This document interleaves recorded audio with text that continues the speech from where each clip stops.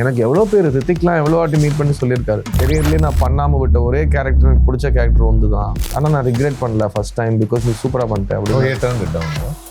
Okay, ஒரு 15-16 hero தாண்டி என்கிட்ட what did I do to get Rang De பசந்தினா I didn't do any. Rang De பசந்தியா என் தேடி என் வீடு வந்து என்னை கூட்டிட்டு ரங் தே பசந்தி இன்னைக்கு நீங்கள் கொண்டாடுற மாதிரிலாம் அன்னைக்கு உடனே ரிலீஸ் ஆகிறப்போ ரிலீஸ்க்கு முன்னாடிலாம் அப்போ யாரும் சொல்லலை. பெரிய ரிவ்யூவர்ஸ்னு பேர் இருக்கிறவங்களாம் ரொம்ப ரொம்ப பேட் ரிவ்யூஸ் கொடுத்துருக்காங்க Rang De Basanti. Second half is a train wreck அப்படின்னு சொல்லுவாங்க. எனக்கு ஒரு மெசேஜ் வந்துச்சு நேற்றுக்கு, an actor message me, thank you for making this film அண்ணா. இப்போ எங்களால் இந்த மாதிரி படம் எடுக்க முடியும். எனக்கு என்னோட குரு சொல்றது தான் ஞாபகம் வரும். இப்போ இது பண்ணுறதுக்கு ரொம்ப கஷ்டமாக இருக்குது. மணிசராக இருக்கட்டும் கமல் சராக இருக்கட்டும் ரொம்ப பொறுமையாக கேட்டுட்டு ஒரே பதில் தான் சொல்லுவாங்க. எங்கள் டைமில் ஈஸியாக இருந்துச்சுன்னு யார் சொன்னாங்க உங்களுக்கு அப்படின்னு கேட்பாங்க. 50 வருஷத்துக்கு அப்புறம் யாராச்சும் இந்த படம் பார்ப்பாங்க. அதில் யார் ஆமீர் கான், யார் புதுப்பெண், யாருக்குமே தெரியாது. அவங்க படத்தை மட்டும் பார்ப்பாங்க. நம்ம படம் பேசணும், நம்மளை பற்றி எல்லாரும் பேசணுங்கிறது இம்பார்ட்டன்ட் கிடையாது. நம்ம எடுக்கிற படத்தை பற்றி நம்ம செத்ததுக்கு அப்புறமா எல்லாரும் பேசணும். ஏன்னா அவர் சொன்னதுலாம் அப்படியே எனக்கு நேற்று சொல்லி என் காதில் கேட்ட மாதிரி. நான் இப்பவும் சொல்கிறேங்க, அந்த மாதிரி ஒரு சூப்பர் ஸ்டார் அவருக்கு அப்போ இருக்கிற அவருக்கு வயசு தான் எனக்கு இப்போ வயசு.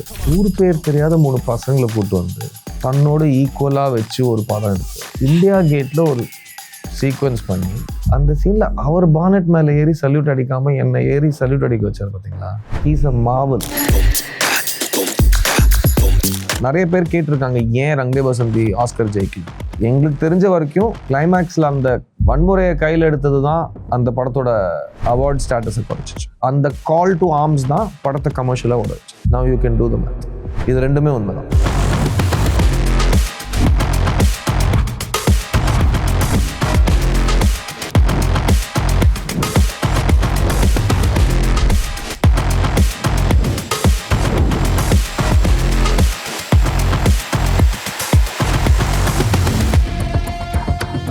Siddharth, hi. Hi Siddharth. Hi. Happy New Year. Happy New Year, Happy Pongal, Happy Republic Day. வரிசையா சொல்லிட்டே போகலாம்னு நினைக்கிறேன். Republic Day என்னன்னு ஞாபகம் வருது. Who knew it is already been 20 years since Rang De Basanthi, right? நான் actually when you shared an update about it, அதை பார்த்த உடனே என்ன லைக் வாட் 20 வருஷம் ஆயிடுச்சா படம் ரிலீஸ் ஆகி. அண்ட் தென் நல்ல நாள்லேயே எனக்கு சாக்கு தேவையில்லை இந்த படம்லாம் ரீவிசிட் பண்ணுறதுக்கு. And this gave a very nice ஒரு ரவுண்ட் ஃபிகர் வேறு வந்துருச்சு 20 வருஷம்னு சொல்லிட்டு. ஸோ அந்த சாக்கை யூஸ் பண்ணலாம், அப்படியே அவங்க கூட பேசலாம் அப்படின்னு நினச்சேன் அந்த படம் பொறுத்து. I don't know off the top of your head first up Rang De Basanti பொறுத்து அந்த டைம் என்னவா இருந்துச்சுன்னு ஞாபகம் இருக்கா? அந்த டைம், அந்த feeling, what was a mood like around the time of this film being made, getting released? Rang De பசந்தியோட எல்லா ஷூட்டிங் அனுபவங்களும் நல்லாவே ஞாபகம் இருக்கு. ரியலி நேற்று நடந்த மாதிரி இருக்கு. அண்ட் நான் ஏன் நேற்றுக்கு போயிட்டு வந்த மாதிரி தான் இருக்கீங்க, அதான் சொல்லிட்டு இருந்தோம். இல்லை, நான் ஆக்சுவலாக முந்தா நேற்று மாதிரி இருக்குன்னு சொல்லணும். பிகாஸ் நேத்தோட ஞாபகம் வந்து 10 year anniversary நானும் ஆமீரும் ராகேஷ் மேரா எல்லாம் நாங்கள்லாம் we had a screening and we saw சேர்ந்து படத்தை பார்த்துட்டு நைட்டு ரொம்ப 4 மணி வரைக்கும் சேர்ந்து படத்தை பற்றி பேசி very emotional, very very very memorable night. And அதுக்கப்புறம் ஐ திங்க் 20ங்கிறது you're right, it's a round number. அந்த 20 வந்து பேச வைக்குது. அது that's why I thought we should also such a cool film, you know. யார் கிட்ட அத பத்தி பேசினாலும் for some reason that's the first word that comes to my mind. Everything about it seems so it's a very difficult film to talk about in many ways. அதனால நாங்க எப்பவுமே இது இப்போ கிடையாது, ரிலீஸ்க்கு அப்புறத்துல இருந்தே நான் we started noticing ஒன்னு வந்து அந்த மாதிரி ஒரு லவ் ஒரு படத்துக்கு ஒரு கேரக்டர்ஸ் அவங்க ஓன் பண்ணுறதுலாம் நான் ஹிந்தியில் it's new language for me at the time as an actor. And first time audience கிட்ட ஒரு completely different way of being loved அது நான் அந்த படத்தில் பார்த்தேன். And it was a film that ஒரு 10 பேர் உங்ககிட்ட வந்து அந்த படத்தை பற்றி பேசுகிறாங்கன்னா அதில் ஒரு 2 பேருக்கு அந்த படம் பிடிக்கலன்னு வச்சுக்கோங்க. ரங் தே பசந்தி என்ன மாதிரி சக்ஸஸ்னா அந்த 2 பேரை பேச விட மாட்டாங்க அந்த மிச்ச 8 பேர். அண்ட் அது நான் ஏன் இப்படி சொல்கிறேன்னா, நான் ஆக்சுவலாக நாங்கள் தேடுவோம். பிகாஸ் நீங்கள் ஒரு படம் எடுத்துட்டு இது சொன்னால் இட்ஸ் ஆட் ரைட், எல்லாரும் பாராட்டிகிட்டே இருந்தாங்கன்னா it doesn't mean that you believe all of it right. இல்லை, பட் எது பெட்டராக பண்ண முடியும், எது தப்பாக இருந்தது உங்களுக்கு, அதெல்லாம் ஒரு 10 பசங்க வந்தாங்க 2 பசங்களை பேசவே விட மாட்டாங்க. அந்த அளவுக்கு இட் வாஸ் ஜைட்கைஸ்ட் படம்னு சொல்லுவாங்க இல்லையா. எல்லாருக்கும் ஒரே நேரத்தில் ஒரே மாதிரி ஒரு உணர்வை வந்து அது தூண்டி விடுது. இந்த டேக்லைன் ஜெனரேஷன் அவேக்கன்ஸ் அப்படிங்கிறது. Yeah. So I mean I don't think the generation awakened, but it Briefly. ஆனால் அவங்களுக்கு தோணுச்சு Hmm. நம்மளும் அவேக்கன் ஆகலாம். I think there were moments. அப்போல இருந்து அந்த அவேக்குங்கிறது அப்புறம் ஓக்குங்கிறது கெட்ட வார்த்தையா மாறி ஸோ 20 years past ஆயிடுச்சு. Yeah. But I'm sure இப்போ இந்த படத்துல எப்படி அவங்க ஒரு உள்ளுக்குள்ள ஒரு டாக்குமெண்ட்ரி மாதிரி ஒன்று படம் மாதிரி ஒன்று ஷூட் பண்றதுனால அவங்க மனசு மாறி அவங்களுக்கு ஒரு கான்ஷியஸ்னஸ் வருதோ, I feel like something very similar in some way happen நினைக்கிறேன். இந்த படம் பார்த்த ஒரு நேரம் அந்த உணர்வு என்னவாக இருந்துச்சு, where people felt like, towards the end of the film, you show all this footage of people apparently being awakened and all that. Maybe அவ்வளோ ட்ராமாட்டிக்காக இல்லைன்னாலும் ஏதோ ஒரு விதத்தில் ஐ திங்க் ஏதோ வகையில் புஷ் பண்ணிச்சுன்னு தான் தோணுது. It's alive for 20 years. So டெஃபினட்டாக ஏதோ பட்டன்ஸை புஷ் பண்ணியிருக்கு. உலகம் மாறிடுச்சு. The way we look at many things has change. இந்த படத்தை பொறுத்த வரைக்கும் ஐ திங்க் அது அவங்க பர்சனலாக ஓன் த ஃபில்ம். ஸோ படத்தில் இல்லாத விஷயங்கள் பற்றி அவங்களே ஒரு கற்பனையை வச்சுக்கிட்டு, பிகாஸ் ஃபேன் தியரிஸ் இருக்கும். ஸோ அதை பற்றி அவங்க வேற மாதிரி யோசிச்சு, sometimes you can't move on from a film. அந்த படத்தை பற்றியே நம்ம யோசிச்சுட்டு இருப்போம். நமக்கு நிறைய படங்கள் இருக்கு லைஃப்ல அந்த மாதிரி. அது நான் நடித்த படத்தில் எனக்கு obviously I won't feel that same way, because எனக்கு அந்த படம் நடித்து முடிச்ச உடனே அதோட ஒரு relationship that I can remember அது முடிஞ்சிருது. But I have seen so many different reactions to this film in the last 20 years. அது சிலது வந்து ஃபன்னியாக இருக்கும். நான் எந்த காலேஜுக்கு போனாலும் என்னை தம் அடிக்க வைப்பாங்க. நான் எங்கள் அம்மா கிட்ட நிறைய திட்டு வாங்கியிருக்கேன். ஒன்னால நிறைய பசங்க கெட்டு போகிறாங்க அப்படின்னு சொல்லிட்டு நான் இப்பவும் சொல்லுவாங்க. பெரிய style, it's not a disgusting habit அப்படின்னா கரெக்ட் தான். ஆமாம். ஸோ நான் அதுக்கப்புறம் நிறைய இடத்துல நான் சாரியும் சொல்லியிருக்கேன். பிகாஸ் நான் அதை எழுதல. So I'm not the writer of the directors. அதுக்காக எப்போ பார்த்தாலும் ஏதோ புகை விட்டுக்கிட்டே தான். But that was part of what we had created for. He's an escapist. So and எனக்கு வந்து அவன் எண்டில் அதே லைஃப் ஸ்டைலோட லைஃப் லாங் சந்தோஷமாக குழந்தை குட்டி பெற்றுக்கிட்டு ஃபேமிலி மேனாக வாழ்ந்தானா, அப்போ அவன் தம் அடிச்சுட்டே இருந்தானா, நான் I will see it as a wrong message. இதில் வந்து is a rebel with or without a cos. அவன் வந்து ஒரு வெரி சேட் பாய் அண்ட் எண்டில் he meets an inspiring end. மற்றவங்க பார்வையில் ஒரு ஹீரோஸ் எண்டுக்கு போகிறான். But he dies with his friends and சின்ன வயசுலேயே செத்துடுறான். in many ways இல்லை, பீட் கரனாக இருக்கட்டும், டிஜே கேரக்டராக இருக்கட்டும், இவங்க எல்லாருமே somehow அந்த காலேஜுக்கு அப்புறமா நிஜ உலகத்தில் வாழ்க்கைக்குள்ளே இருந்தாங்கன்னா ஐ டோன்ட் நோ வெதர் அவங்களுடைய வாழ்க்கை என்னவாக இருக்கும் அப்படின்னு நம்மளை யோசிக்க வைக்கிறதுல ஒரு விதத்தில் it's a tragedy that they died, but in a strange way it feels like those were the days when they were most alive, right? and probably even happy. So அதான் ஒரு படம் வந்து millions of versions-ல ஃபைனலா okay, ஒரு almost like a sperm that makes it to birthங்கிற மாதிரி அதோட எல்லா sperm, even the ones that don't become the child, are still from the same father. So அந்த மாதிரி ரைட்டர்ஸ் அண்ட் டிரெக்டர்ஸ் அவங்க இந்த வேர்ஷன் வரத்துக்கு முன்னாடி 5 years முன்னாடி இது வேற வேர்ஷன்ல இருந்தது. ஸோ நீங்கள் சொல்கிறதுனால நான் I share something with you. Rang De பசந்தியோட கிளைமேக்ஸ் இப்போ இருக்கிற கிளைமேக்ஸில் வந்து தே ஆர் கில்ட். ஆமாம். அது நீங்கள் யாரோட பார்வையில் பார்க்குறீங்கிறது, they're either killed or they are murdered. அது நீங்கள் யாரோட பார்வையில் அந்த கொலையை எப்படி நீங்கள் பார்க்குறீங்கிறத பொறுத்து இருக்கு. ஆனால் ஃபர்ஸ்ட் ஒரிஜினல் தாட்டில் டெத்தே கிடையாது. கிளைமேக்ஸில் இப்போ இருக்கிற டயலாக் வந்து ஒரிஜினல் ரேடியோ ஸ்டேஷன் கிளைமேக்ஸே கிடையாது. ஸோ ஒரிஜினல் கிளைமேக்ஸில் வந்து story wise I think Kamlesh Pandey sir அவர் ஃபர்ஸ்ட் இந்த கதையை எழுதி ராகேஷ் மேராவும் அவரும் சேர்ந்து டெவலப் பண்ணுற டைமில், அதுக்கப்புறம் ரென்சில் டிசில்வா வந்தார், அதுக்கப்புறம் பிரசூன் ஜோஷி வந்தார். இவங்க எல்லாரும் சேர்ந்து ஒரு விஷயம் பண்ணி அது ரங் தே பசந்தியாக மாறிச்சு. ஸோ அதோட ஒரிஜினலில் வந்து இவங்க எண்டில் இப்போ ஒரு டயலாக் இருக்கு இல்லையா, कोई भी देश परफेक्ट नहीं होता, उसे परफेक्ट बनाना पड़ता है. IAS ज्वाइन करेंगे, पुलिस में भर्ती होंगे, देश चलाएंगे, ये देश बदलेगा, हम बदलेंगे इसे. அதுதான் ending, where they go into the real world and they make a difference. But this is after அவங்க அந்த கொலை செஞ்சு முடிச்ச பிறகு. நான் சொல்றேன் original thought. we don't know அவங்க அப்ப கொலை செஞ்சிருக்காங்களா, அப்ப என்ன ஆயிருக்கு, புரியுது. ஃப்ரெண்டு செத்துட்டான், அவன் எதனால் செத்தாங்கிறதுக்கு ரீசனபிள் எக்ஸ்பிளனேஷன் கிடைக்கல. அதையும் தாண்டி அவன் ஒரு கேர்லெஸ்ஸான ஒரு செயல்னால செத்தான்னு ஒரு மினிஸ்டர் சொல்ல இவங்களுக்குள்ள ஒரு ஃபயர். அது வந்து ரிவெஞ்சா எப்போ மாறுதுன்னா வேற வழி இல்லாம அது ரிவெஞ்சா மாறுது. ஆமாம், அவங்க அம்மாவுக்கு அடிப்படுது.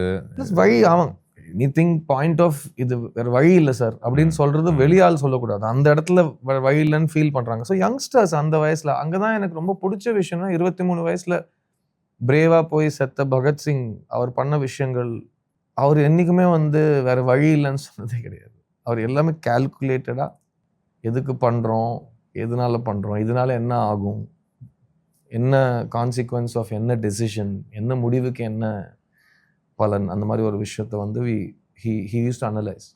ஒரு விதத்தில் எனக்கு எப்படி தோணும்னா மேபி அந்த வயசுல தான் இதெல்லாம் செய்ய முடியுமோன்னு கூட தோணுது. ஏன்னா ரொம்ப நல்லா சொல்லியிருக்கீங்க. பிகாஸ் அது but finish the thought. No, I was just going to say அப்போதான் உங்களுக்கு ஒரு ரிபெலியனோட ஒரு உச்சகட்டத்தில் நீங்கள் ஒரு ஆன்டி எஸ்டாப்ளிஷ்மெண்ட் சென்டிமெண்ட்ஸ் எல்லாம் இருக்குது. You have all this teenage angst that still hasn't been entirely resolved. இன்னும் முழுசாக சொசைட்டி உங்களை கன்வெர்ட் பண்ணலை, டொசைல் ஆக்கலை, கன்ஃபார்ம் பண்ண வைக்கலை. So you're exactly that right moment. டக்குன்னு திரும்பி வரலாறு நம்ம பார்த்தோம்னாலே பெரிய பெரிய ப்ரோட்டஸ்டாக இருக்கட்டும், இல்லை கவர்மெண்ட்ஸ் பீயிங் ஓவர் த்ரோன், அது எல்லாத்துக்குமே இந்த இளைஞர்கள் கூட்டம் அப்படின்ற ஒரு ஒரு அந்த சுட சுட ரத்தம் சூட்டோட அப்படியே இறங்கி சில விஷயம் மாற்றணும்னு நினைக்கிறாங்கல்ல. நீங்கள் எனி கேமை வந்து நீங்கள் 2 விதத்தில் ஆடலாம்ல. சீட்டாக இருக்கலாம், செஸ்ஸாக இருக்கலாம். நீங்கள் வந்து சும்மா ஜாலியாக ஆடலாம்ல. பிகாஸ் உங்களுக்கு எல்லா மூவ்ஸும் தெரியாது. ஸோ உங்களுக்கு வர மூவ் நீங்கள் ஜாலியாக ஆடுறீங்க. அதுதான் நம்ம யூத்தில் பண்ணுற விஷயங்கள். Not that we become better or more experience, we just find out வேறு என்னெல்லாம் வழி இருக்கலாங்கிற ஆப்ஷன்ஸே நம்ம வயசு ஆக தான் கன்சிடர் பண்ணுறோம். சின்ன வயசுலேருந்து நமக்கு வந்து 2 விஷயம் தான் தெரியும். பூ தலை அப்படிதான் தெரியும். இது இல்லைன்னா செத்துருவேன், இது இல்லைன்னா 1 வீக் ஆகும், இது இல்லைன்னா 3 years ஆகும். அது நமக்கு மைண்டுக்கு வரவே வரும். ரொம்ப இம்ப்ரெஷனபிளாக அதான் அந்த ஏஜோட, அது யூத்தோட. தட்ஸ் வை அது வந்து சில சமயம் கிளிக் ஆச்சுன்னா கிளிக் ஆகிடும். ஏன்னா எனக்கு முதல் வாட்டி இந்த படம் பார்க்கும்போது இல்லை, not for a minute did it feel like என்னடா ஒரு நிமிஷம் இங்கே படம் ஷூட் பண்ணிட்டு இருக்காங்க, டக்குன்னு கொலை அப்படின்ற அளவுக்கு இவங்க யோசிக்கிறாங்களே, what a horribly impractical thing to think of. அது மெயினாக நீங்கள் ஒரு சாங் சீக்வன்ஸ் ஸ்பெசிஃபிக்காக எடுத்தீங்கன்னா அந்த சாங் சீக்வன்ஸ் பற்றி 3 மாதம் டிஸ்கஷன் நடந்தது. கல்பலி ஹே கல்பலிங்கிற ஒரு சாங் வந்து அந்த சாங்கோட மீனிங், அதில் நடக்கிற விஷயங்கள் வந்து யங்ஸ்டர்ஸ் கிட்ட இருக்கிற பிடிவாதம், அவங்க கிட்ட இருக்கிற கேஆஸ், அந்த கேஆஸ் அவங்க எப்படி கையாளுறாங்கங்கிறது song.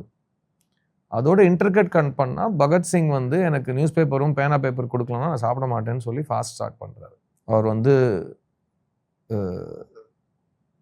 100+ days and then of the most brutal fasting that has ever been witnessed ன்னு சொல்லுவாங்க. அண்ட் அவரை வந்து ஃபோர்ஸ் பண்ணி வாயில் டியூப் அடைச்சி அவங்க பால் ஊற்றுற டார்ச்சரை வந்து நாங்கள் ஃபில்ம் பண்ணோம். ஸோ அதே கேரக்டர்ஸ் வந்து நடிக்கிற இளைஞர்களாக இருக்கிறப்போ ஜாலியாக பேர் அடிச்சுட்டு ஃப்ரீயாக சுற்றிக்கிட்டு ஸ்விம்மிங் பண்ணிட்டு டான்ஸ் ஆடிட்டு நல்லா ஓஞ்சு படுக்கிற நேரத்தில் இங்கே இன்டர்கட்டில் வந்து அந்த காலத்து 23 வயசு இளைஞர்கள் படை வந்து டார்ச்சர் ஆகி இன்னும் ஃபார்மே ஆகாத ஒரு நாட்டுக்காக உயிரை விட்டுட்டு போயிட்டாங்க. பேர் வச்சு இண்டிபெண்டா பிறக்கிற நாட்டு பேர் கூட தெரியாம அவங்க இறந்தாங்க. which is an unbelievable thing. Which is why I think and also this brings a beautiful thing. எனக்கு ஒரு மெசேஜ் வந்துச்சு நேத்திக்கு, an actor messaged me thanking us for making ஒரு thank you for making this film and all that. இப்போ எங்களால் இந்த மாதிரி படம் எடுக்க முடியாது அப்படின்னு ஒரு வேர்டு. ரொம்ப நேரம் படிச்சுட்டு உட்காந்துருந்தேன் நான். எனக்கு என்னோட குரு சொல்றது தான் ஞாபகம் வருது. நாங்களாம் எப்போ போய் சார்கிட்ட புலம்புனாலும் இப்போ இது பண்ண முடியாது, அப்போ இப்போ இது நடக்காது, இப்போ இது பண்ணால் ஒர்க் அவுட் ஆகாது, இப்போ இது பண்ணுறதுக்கு ரொம்ப கஷ்டமாக இருக்குது. மனுஷராக இருக்கட்டும் கமல் சாராக இருக்கட்டும் ரொம்ப பொறுமையாக கேட்டுட்டு ஒரே பதில் தான் சொல்லுவாங்க. எங்கள் டைமில் ஈஸியாக இருந்துச்சுன்னு யார் சொன்னாங்க உங்களுக்கு அப்படின்னு கேட்பாங்க. அது அந்த கேள்வியிலேயே உங்களுக்கு எல்லா புரிதலும் வந்துடும் நினைக்கிறேன். என்றைக்குமே உங்களுக்கு வேணுங்கிற கிரியேஷன் பண்ணுறதுக்கு யாருமே உங்களுக்கு ஈஸி பண்ணி கொடுத்ததே கிடையாது. ஐ திங்க் நான் படிச்சுட்டு இருந்தேன் இந்த ஃபிலிம். எவ்வளோக்கு எவ்வளோ ஈஸியாக இருந்தோ அவ்வளோக்கு அவ்வளோ மற்றவங்களோட விருப்பத்தை உங்களை கூட்டிகிட்டு போகிற ஜெர்னி தான் ஈஸியாக இருக்கும். நீங்கள் உங்களுக்காக எடுக்கிற ஜெர்னி எப்போவுமே ரொம்ப ரொம்ப கஷ்டமாக ரொம்ப இம்ப்ராக்டிக்கலாக தான் இருக்கும். பட் உங்களை வச்சு வேற ஒரு இடத்துக்கு நோக்கத்தில் எடுத்துகிட்டு போகிற, ஃபார் எக்ஸாம்பிள் மற்றவங்களை ப்ளீஸ் பண்ணுற மாதிரி ஒரு படத்தை உங்களுக்கு எடுத்துகிட்டு போகிறதுங்கிறது will be you can sway and go for it. But to fight for what, so that I feel really I am grateful. Rang De Basanti பண்ணுறப்போ நான் வந்து என்னோட 4வது படம் அது. அந்த மாதிரி ஒரு வாய்ப்பு 4வது படத்தில் கிடைக்கிறதுலாம் இன்னமும் நாங்கள் ஏங்கிட்டு இருக்கோம். அந்த மாதிரி படம் யாராவது எடுத்தால் என்ன கூப்பிட மாட்டாங்களா, இல்லை நம்மளால் எடுக்க முடியாதா? ஸோ எனக்கு நான் ரங் தே பசந்தியோட உருவாக்கத்தில் ஒரு மிக மிக சின்ன ஒரு பார்ட்டிசிபென்ட். ஆனால் ஒரு வெரி பேஷனேட் பார்ட்டிசிபென்ட். சரி, நீங்கள் தொட்ட டாபிக்ஸ்லாம் இருக்குல்ல, அதில் வந்து ஒரு கரப்ட் டிஃபென்ஸ் மினிஸ்டர் அப்படின்ற ஒரு ஐடியாவாக இருக்கட்டும், இல்லை நிஜத்தில் இந்த மாதிரிலாம் நடந்துச்சு, நிறைய ஃப்ளைட் கிராஷஸ்லாம் நடந்திருக்கு, எம்ஐஜி பிளேன்ஸில் என்ன பிரச்சனைன்னு பேசக்கூடிய, அதிலிருந்து ட்ரா பண்ணி ஒரு இன்ஸ்பயர் ஆகி ஒரு கதை ஒன்று எழுதப்பட்டிருக்கு. ஐ திங்க் சென்சார் அந்த டைமில் ரெக்கமெண்ட் பண்ணாங்கன்னு நினைக்கிறேன்ல. ரெக்கமெண்ட்னா இன் டர்ம்ஸ் ஆஃப் இந்த படம் இதை பற்றி பேசுது, இதை அனுமதிக்கலாமா வேண்டாமா அப்படின்ட்டு கவர்மெண்ட் கிட்ட போனதாகவும், கவர்மெண்ட் சரி இல்லை எனக்கு ஒன்றும் பிரச்சனை இல்லை, இது அனுமதி கொடுக்கலாம் அப்படின்ற ஒரு do you remember any conversations that happened around it? Rang De Basanti easy டெலிவரிலாம் கிடையாது. எப்போ படம் வரும், படம் வருமா வராதா, இந்த மாதிரி இதில் தான் இருந்துச்சு. பிகாஸ் ரொம்ப பெரிய and rightfully so most important entities of our country were involved. We did have the Air Force, we did have the Parliament, we did have ministerial opinion, we did have the education system being, a lot of things were being spoken about. So avangaloda clearance nu irundhathu illaya. And I remember very clearly that at the time the then minister who was handling it, who then became our president later, Pranab Mukherjee sir. So Mr. Mukherjee saw the film and he said he really liked the film, and he said I don't have any problem with this film. Then the higher ups in the Air Force saw the film, they recommended the film. So it was a very positive way we went into the release, but adukku it was not smooth. I'm sure Pavan Ravani Screwvala and Rakesh Mehra and Amir Khan la avanga romba naal thoongi irukka maatanga. புரியுது. Because இப்போ என்னோட படத்துக்கு அந்த மாதிரி if I'm leading a film அதுல நடந்ததுன்னா நம்ம எப்படி அதுல இன்வால்வ் ஆவோமோ, இதுல they shielded us because நாங்க சின்ன பசங்க அப்போ. ஆனாலும் ஆமிர் சார் எல்லாரையும் ஃபோன் பண்ணி சொல்லுவாரு, he'll prepare us little bit. ரொம்ப ப்ரொடெக்ட் பண்ணாங்க. But it's cool that nobody took it too personally to stop the film from getting luckily I think அதுக்கு யாரும் அதை நிறுத்த பார்க்கலன்னா எப்பவுமே ஒரு விஷயம் நடக்கிறதுக்கு முன்னாடி நடக்கிற obstacles எல்லாத்துக்கும் தான் இருக்கும். But hats off to the makers of this film. ஏன்னா அவங்க they said they all stuck together. அது வந்து ஒரு ஹீரோ, ஒரு ப்ரொடியூசர், ஒரு டைரக்டர், 3 பேரும் அதை வந்து சேர்ந்து they stayed till the end of the journey, which is very important. அது எங்க எல்லாருக்குமே ரொம்ப இன்ஸ்பைரிங்காக இருந்தது. For me, இந்த ஃப்ளாஷ்பேக் செக்மெண்ட்ல ஒரு படத்தை மறுபடியும் இன்றைய லென்ஸ் வழியாக பார்க்கறதுனுடைய முக்கியமான சந்தோஷம் என்னன்னா, பொருத்தமா இருக்கா இன்றைய தேதிக்கு, அது பேசின பிரச்சனைகள் இன்னமும் இங்க இயங்கிக்கிட்டு இருக்கா அப்படின்னு யோசிக்கும் போது அது எந்த விதத்திலையுமே மாறலன்னு நினைக்கிறேன் ரங் தே பசந்தி பொறுத்த வரைக்கும். Because it's talking about the sweeping issues. ஏதாவது ஒரு படம் இருக்கா அந்த மாதிரி, அந்த பிரச்சனை இன்னைக்கு இல்லைன்ற மாதிரி? Fair. I don't think that exists. பிரச்சனைன்னு அது வந்துருச்சுன்னா அது human problem. Unless it's talking human about problem, அது ஒரு வாட்டி வந்துருச்சுன்னா அதை நீங்க எலிமினேட்டே பண்ண முடியாது. It's not a virus that you can eliminate. So even if you இப்போ எக்ஸ்டிங்க்டா இருக்கிற ஸ்மால் பாக்ஸ் பத்தி நீங்க இன்னைக்கு படம் எடுத்தாலும் அது ஸ்மால் பாக்ஸ் தானே. So I don't think பிரச்சனை தான். I don't think that changes.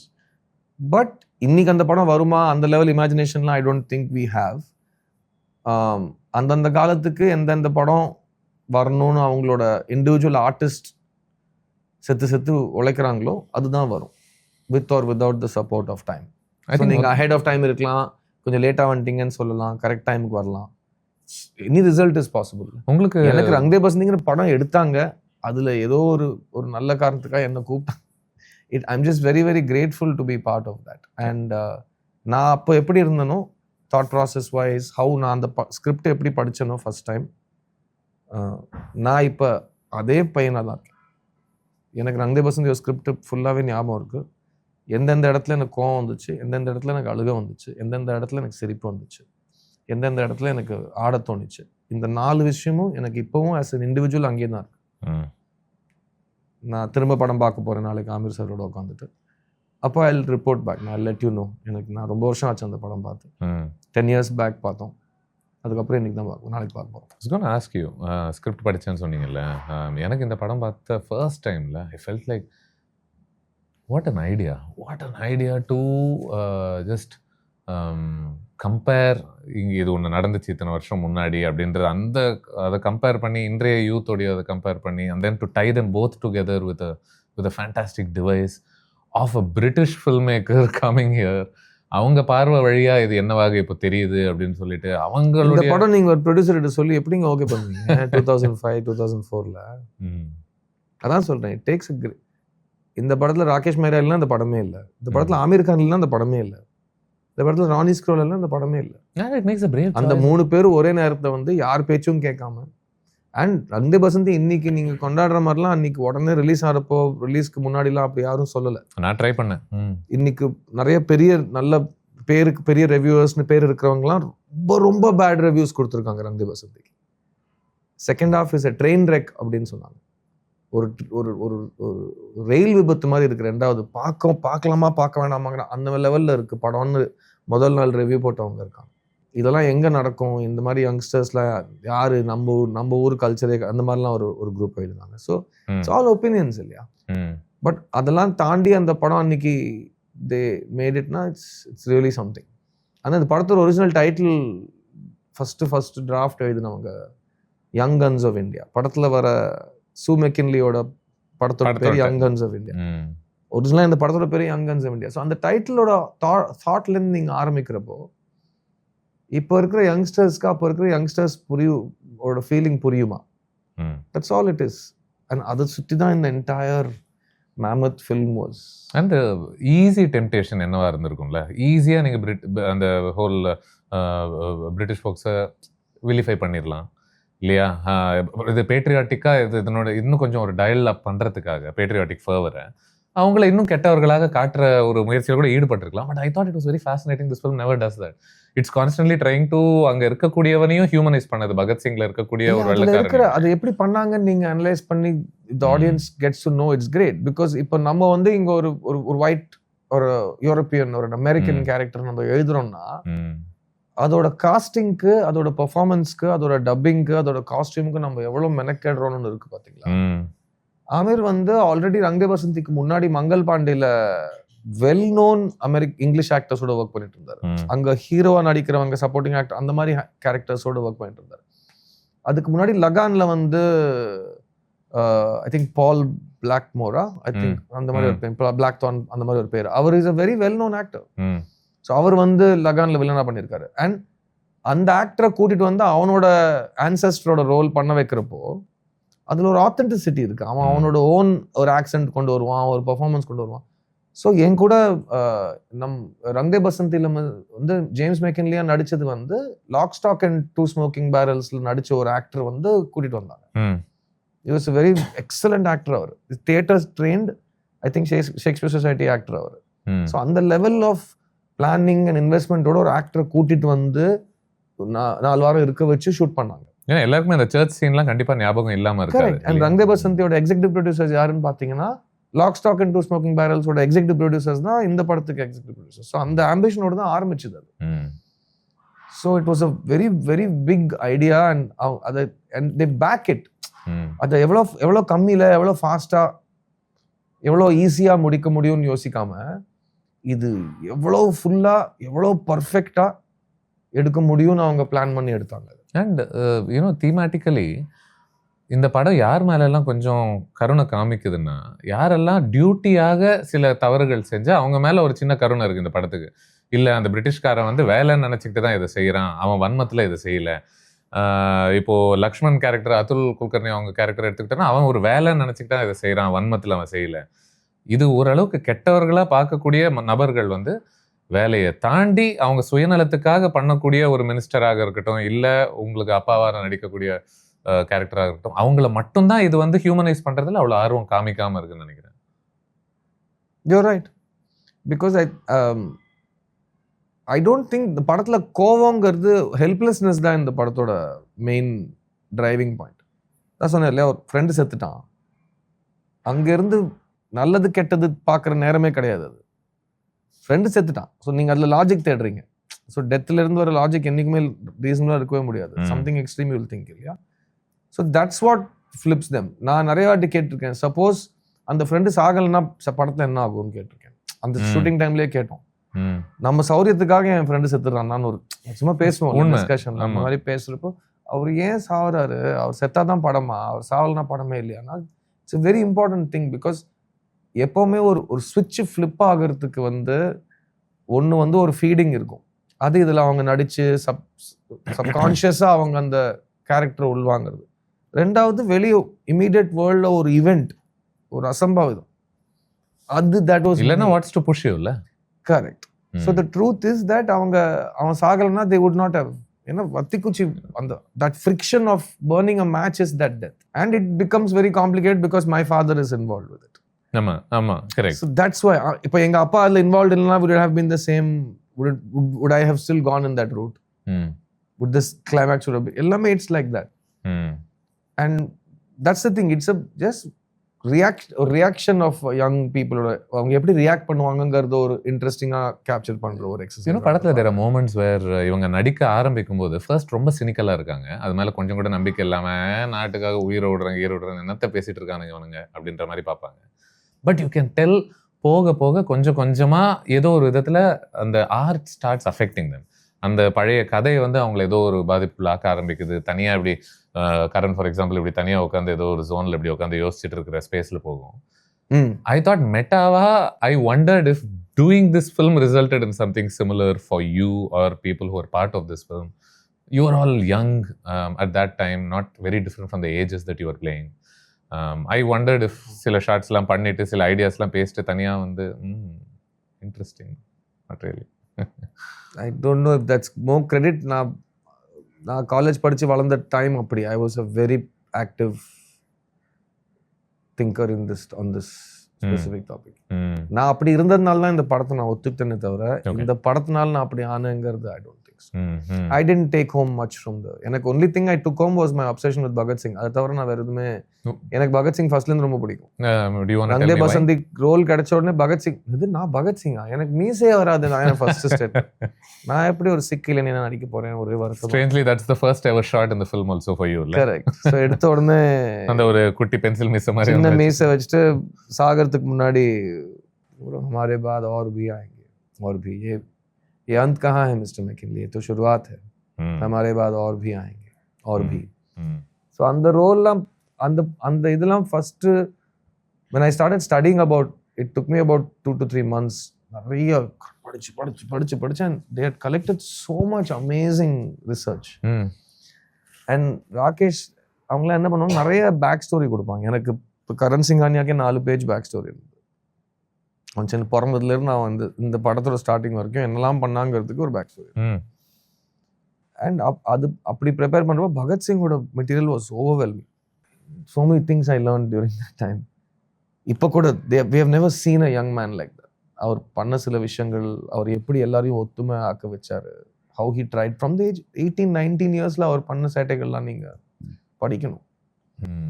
What is this awakening you're having this early in your life ன்ற மாதிரி இல்லை ஒரு விதத்தில்? எனக்கு அது வந்து எக்ஸாக்ட்லி இந்த வயசுல எனக்கு ஏன் அந்த அளவுக்கு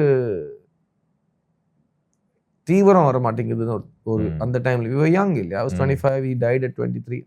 நமக்கு என்னைக்குமே அது இது நடக்கலன்னா அவ்வளவுதாங்கிற அந்த அக்கறை அந்த அளவுக்கு ஏன் வரலன்னு ஒரு கேள்வி நிறைய வாட்டி வந்திருக்கு. பட் அப்பவும் நம்ம வெளிப்படையா பேசிட்டு இருந்தோம், அரசியல்ல நிறைய காலேஜ் பாலிடிக்ஸ் நிறைய படிச்சுட்டு இருந்தோம், எல்லாரையும் பார்த்து அவங்க கிட்ட we're trying to learn. ஏன்னா ரொம்ப Delhi university is fully loaded with student politics.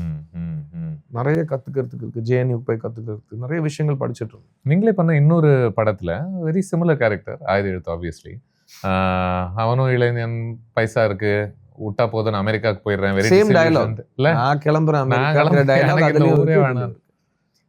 It's exactly the same character. Because the difference is அதுலயும் அம்மா கிடையாது, இதுலயும் அம்மா கிடையாது. என்ன அதுல கொஞ்சம் சேரியா இருக்கும், அதுல வந்து அவனுக்கு அப்பா பிடிக்கும், இதுல அவனுக்கு அவங்க அப்பா பிடிக்கும். அதுல அப்பா சேஃப், அதுல அப்பா சேஃப். அண்ட் நாம நம்மள பார்த்துப்போம், உலகம் தன்னைத்தானே பார்த்துக்கும். திஸ் இஸ் மணிசர்ஸ் லைன் இன் ஆயுத எழுத்து. அங்க வந்து தூ தேஷ் கோ சமால், மே கட் லியா அமெரிக்கா, நான் ஊருக்கு போறேன், நீ இந்த நாட்டை பார்த்துக்கோ அப்படின்னு மேடியோட கேரக்டர் பார்த்து சொல்றேன். So I think Fana part வந்திருந்தா I don't think Karan would have shown too much interest in dancing for sure. Oh, that's the story behind that, why I don't dance in the film. Yeah. நான் சண்டை போட்டேன் அதுக்காக. நான் dance ஆட மாட்டேன்னு சொல்லி. இந்த பையன் ஆட மாட்டான், அவன் அந்த கேரக்டர் கிடையாது. I really love that. I thought பெரிய சண்டை, அது really பெரிய சண்டை, ஷூட்டிங்லாம் நின்று அப்புறம் நான் போய் கெஞ்சி dance. Why was that important to you? ஏன்னா நான் அந்த படம் ஃபுல்லாவே நான் நிறைய விஷயங்கள் அவனோட வலியை எப்படி காட்டுறதுன்னு தெரியாம நிறைய விஷயங்கள் நான் ஒளிஞ்சுக்கிட்டே இருப்பேன் படத்துல. நீங்க பாத்தீங்கன்னா படம் ஃபுல்லாவே நான் ஒண்ணு இருட்டுல இருப்பேன், இல்ல கவர்ல இருப்பேன். அது வேணும்ட்டு பண்ணி கேமராமேனுக்கு சைடில் வந்து அவரை கன்வின்ஸ் பண்ணி யாருக்கும் தெரியாமல் பண்ண நிறைய விஷயங்கள் அது அவருக்கு மட்டும் தான் தெரியும். சார் என்ன கொஞ்சம் என் கண்ணு தெரியும் சார், என் கண்ணு தெரியாமல் பார்த்துக்குங்க சார், என் கண்ணு தெரிய வேணாம், அவன் கண்ணு தெரியக்கூடாது, அவன் கண்ணு தெரிஞ்சா அவனுக்கு அவங்களோட வலி தெரியும். ரைட். அதனால தான் அவன் கண்ணாடி போடுறான். ஸ்டைலுக்காக இல்லை.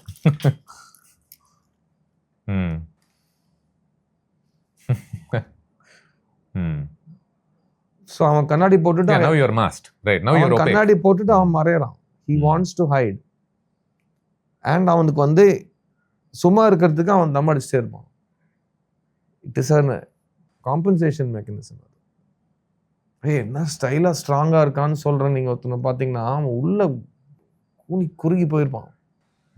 அது ஒரு கோப்பிங் மெக்கானிசமா யூஸ் இல்ல, ரொம்ப வல்னரபிளா பாவமா தான் தெரிஞ்சான் என்னோட பார்வைக்கு. I think when I revisited it, it really came through that. So அது பண்றதுக்கு because அவனோட பேக் ஸ்டோரி. ஸோ அந்த பையன் டக்குன்னு ஸ்டைலா இப்போ டான்ஸ் ஆடுனா நீங்க நல்லா ஆடணும்.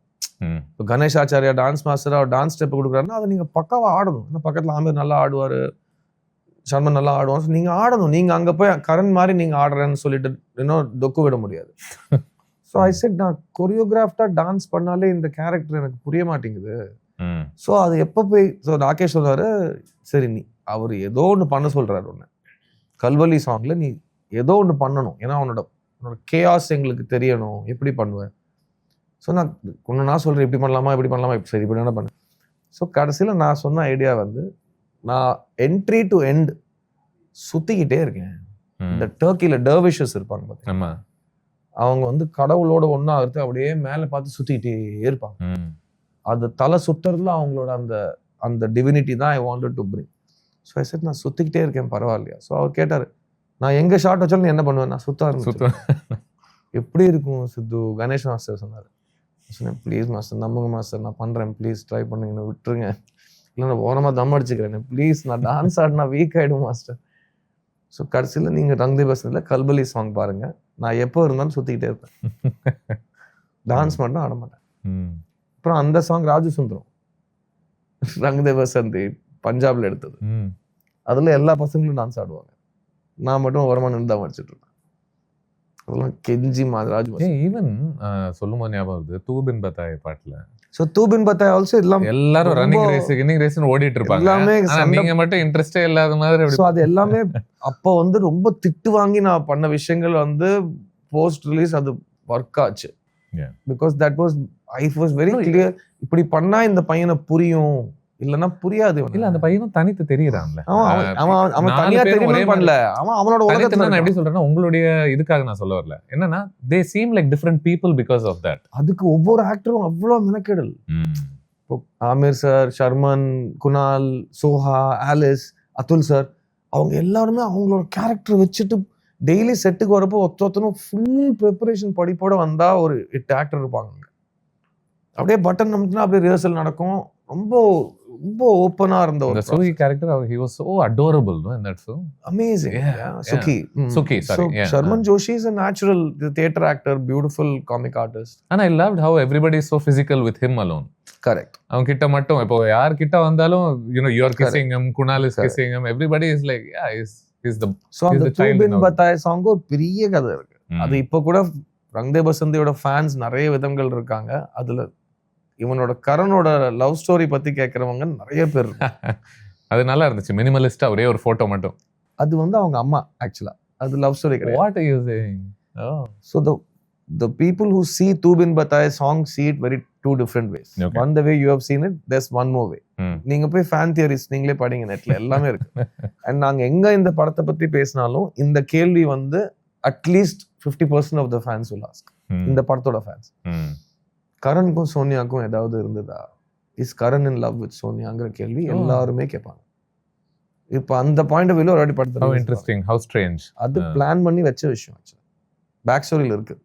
Oh, he is not too happy about it. அவனோட ஃபர்ஸ்ட் லவ் ஆவோ, ஆனா அவனோட பிகெஸ்ட் லவ் மேடியோட கேரக்டர்.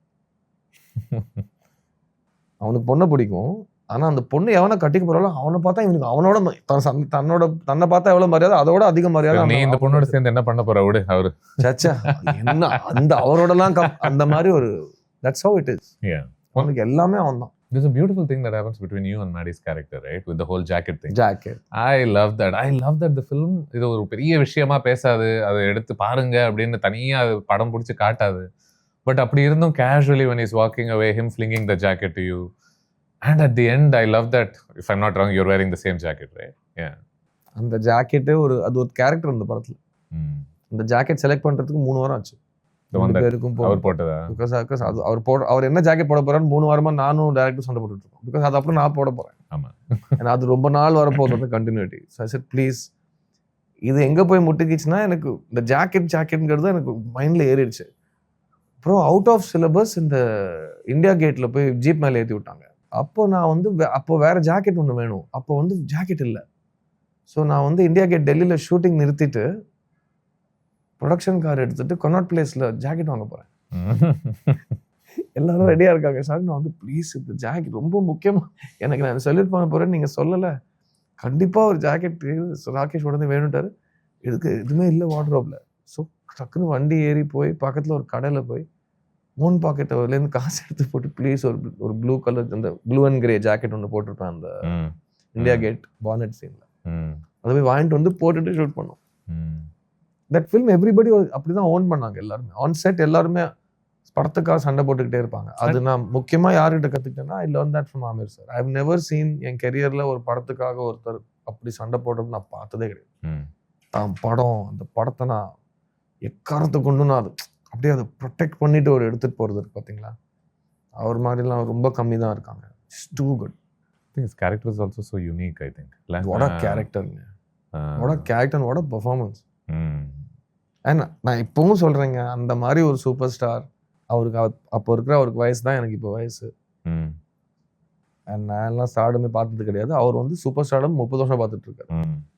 அந்த மாதிரி ஒரு சூப்பர் ஸ்டார் வந்து ஊர் பேர் தெரியாத 3 பசங்களை கூட்டு வந்து தன்னோட ஈக்குவலா வச்சு ஒரு படம் எடுத்து அதுல இந்தியா கேட்ல ஒரு சீக்வன்ஸ் பண்ணி அந்த சீன்ல அவர் பானட் மேல ஏறி சல்யூட் அடிக்காம என்னை ஏறி சல்யூட் அடிக்க வச்சார் பார்த்தீங்களா. அந்த மாதிரிலாம் பெருந்தன்மை எனக்கு சத்தியமா he's a marvel. Only the world's most secure man can do that. அந்த மாதிரி ஒரு செக்யூர் ஆர்டிஸ்ட். யோசிச்சு பாருங்க, அந்த கிளைமாக்ஸ்ல அவர் ஏங்க பேசல. I was just going to say there were so many moments in the film. படமே அவர் சண்டை போட்டு கொடுப்பாருங்க எனக்கு. நான் போய் ஏங்கன்றேனா, எனக்கும் ஆமீருக்கும் இதே தான் விளையாட்டு. நான் அவர்கிட்ட போய் உட்காந்துட்டு நான் கேட்கிட்டேன், நீங்க ஏன் இந்த படம் பண்றீங்க? என்னடா இப்படி கேட்குறேன். இல்லை நல்ல கதை, அதெல்லாம் ஓகே, சூப்பர் டயட், நல்ல படம். நீங்க இந்த படம் ஏன் பண்றீங்க? நீங்க என்ன வேணா பண்ணலாமே. அப்புறம் ஒரு சீன்ல வந்து எனக்கு கிளியரா தெரியுது. நான் சீன்ல நான் சொல்றேன், சார் என்ன சார், என்ன ஏன் சார் பண்ண வைக்கிறீங்க? நீங்க தான் சார் பண்ணணும். நான் ஆமீர் ஃபேனு, நீங்க தான் சார் பண்ணணும். இதை நான் கேட்டுக்கிட்டே இருப்பேன்.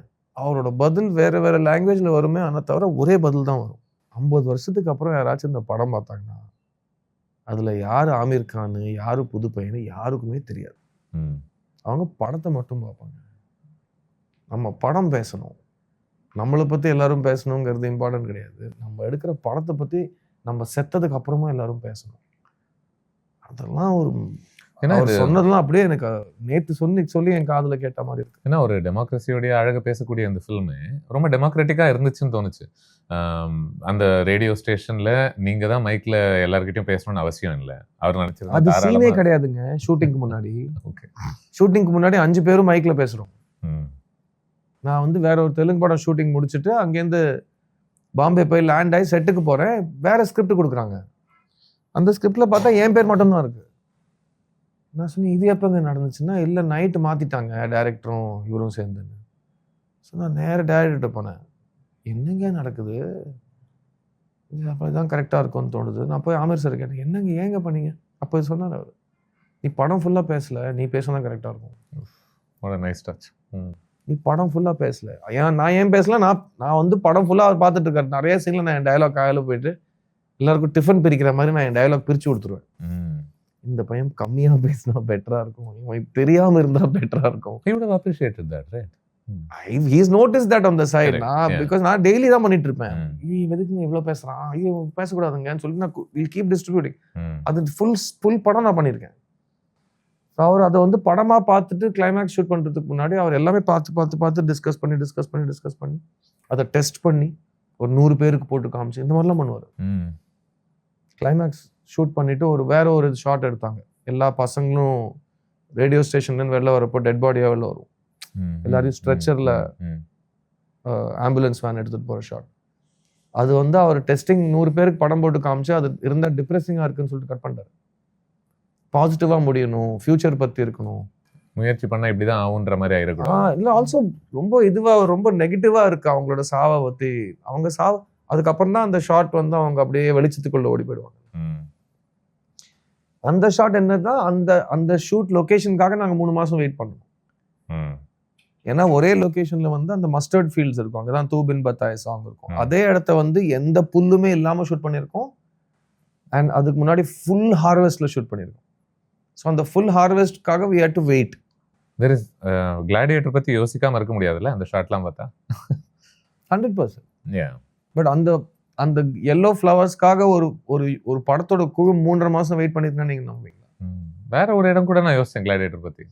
The father அந்த டைம் நிறைய இருந்திருக்கும் இல்ல. நீங்க உங்க அப்பாவை கட்டி பிடிச்சிட்டு கொலை செய்யக்கூடிய ஒரு மோமெண்ட்டுமே reminded me of Joaquin's character doing something very similar.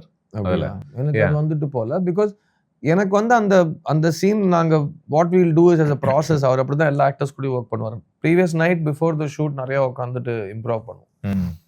So இந்த ரேடியோ ஸ்டேஷன் சீன் வந்து நான் போறேன், சீனை மாத்திட்டாங்க. அன்னைக்கு ரேஸ் எல்லாம் பார்த்துட்டு அன்னைக்கு நைட் நானும் ராகேஷ் மேலும் உட்காந்து நைட் சமைச்சோம். ஃபுல்லா இல்லை மட்டன் கறி இது பிரியாணி அந்த மாதிரி சமைச்சுக்கிட்டே உட்காந்து அந்த ஃபோன் பண்றவங்க ரேடியோ ஸ்டேஷன் என்ன கேள்வி கேட்பாங்க அதுக்கு நீ என்ன பதில் சொல்லுவ, இது நானும் அவரும் பிரெயின் ஸ்டாம் பண்ணி ப்ளஸ் அதுக்குன்னு 20 பேஜ் வச்சிருக்காங்க ரைட்டர்ஸ்லாம் கொடுத்தது. அதை எடுத்து கண்டென்ஸ் பண்ணி செலக்ட் பண்ணி இது பெஸ்ட்ன்னு சொல்லிட்டு நாங்க ஆட் பண்ணி இது பண்ணும் அது பண்ணுன்னு சொல்லிட்டு அந்த சீன் அப்படி டெவலப் பண்ணோம். அதே மாதிரி தான் அந்த other scene that you mention with the father. அதுல வந்து எனக்கு சீன்ல ஏதோ மிஸ் ஆகுதுன்னு எனக்கு கன்ஃபியூஸ் ஆயிடுச்சு. இது ரொம்ப டிப்பிக்கலா இருக்கு அவன் அப்பனை கொல்ற சீன் வந்து அது எப்படி பண்றதுன்னு சொல்லிட்டு பியூட்டிஃபுல்லா நிறைய ரிஹர்சல் வைப்பாங்க. எனக்கு ரொம்ப பிடிக்கும் அது. ஸோ எல்லாத்தையுமே நீங்க பண்ணி காட்டலாம், டிஸ்கஸ் பண்ணலாம். அங்கே அனுபம் கேர் சார் இருப்பாரு, ஸோ அவரோடய உட்காந்து டிஸ்கஸ் பண்ணோம். அதுல வந்த ஒரு விஷயம் சூப்பரா ஒன்று வந்துச்சு, ரிஹர்சல் ஒரு விஷயம் வந்தது. அது வந்து ரிஹர்சல் நான் ஒரு லைன் சொல்லி அது படத்துல வச்சோம். அவன் உயிரோடு எரிஞ்சு போயிட்டான் அப்படின்னு ஒரு வார்த்தை.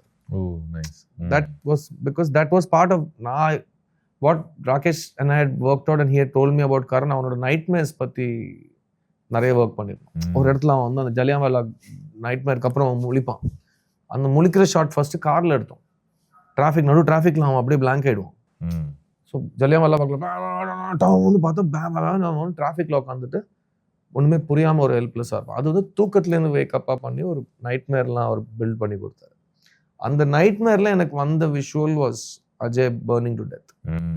ஸோ அப்பங்கிட்ட வந்து அவர் கொல்ல போறேன்னு தெரிஞ்சு கொல்றப்போ then his childish missing of his friend will come. அங்கதான் அந்த அவன் உயிரோட செத்துட்டான், அவர் கவலைப்படாதரா நான் அவனை அமுச்சு விட்டுறேன், நாளைக்கு காலையில் நீ சேஃப் ஆயிடுவ அப்படின்பாரு. நான் உன்னை அமுச்சு விட்டுறேன்னு சொல்லி அதை வந்து reverse you to a foreshadow and you cut back to it later.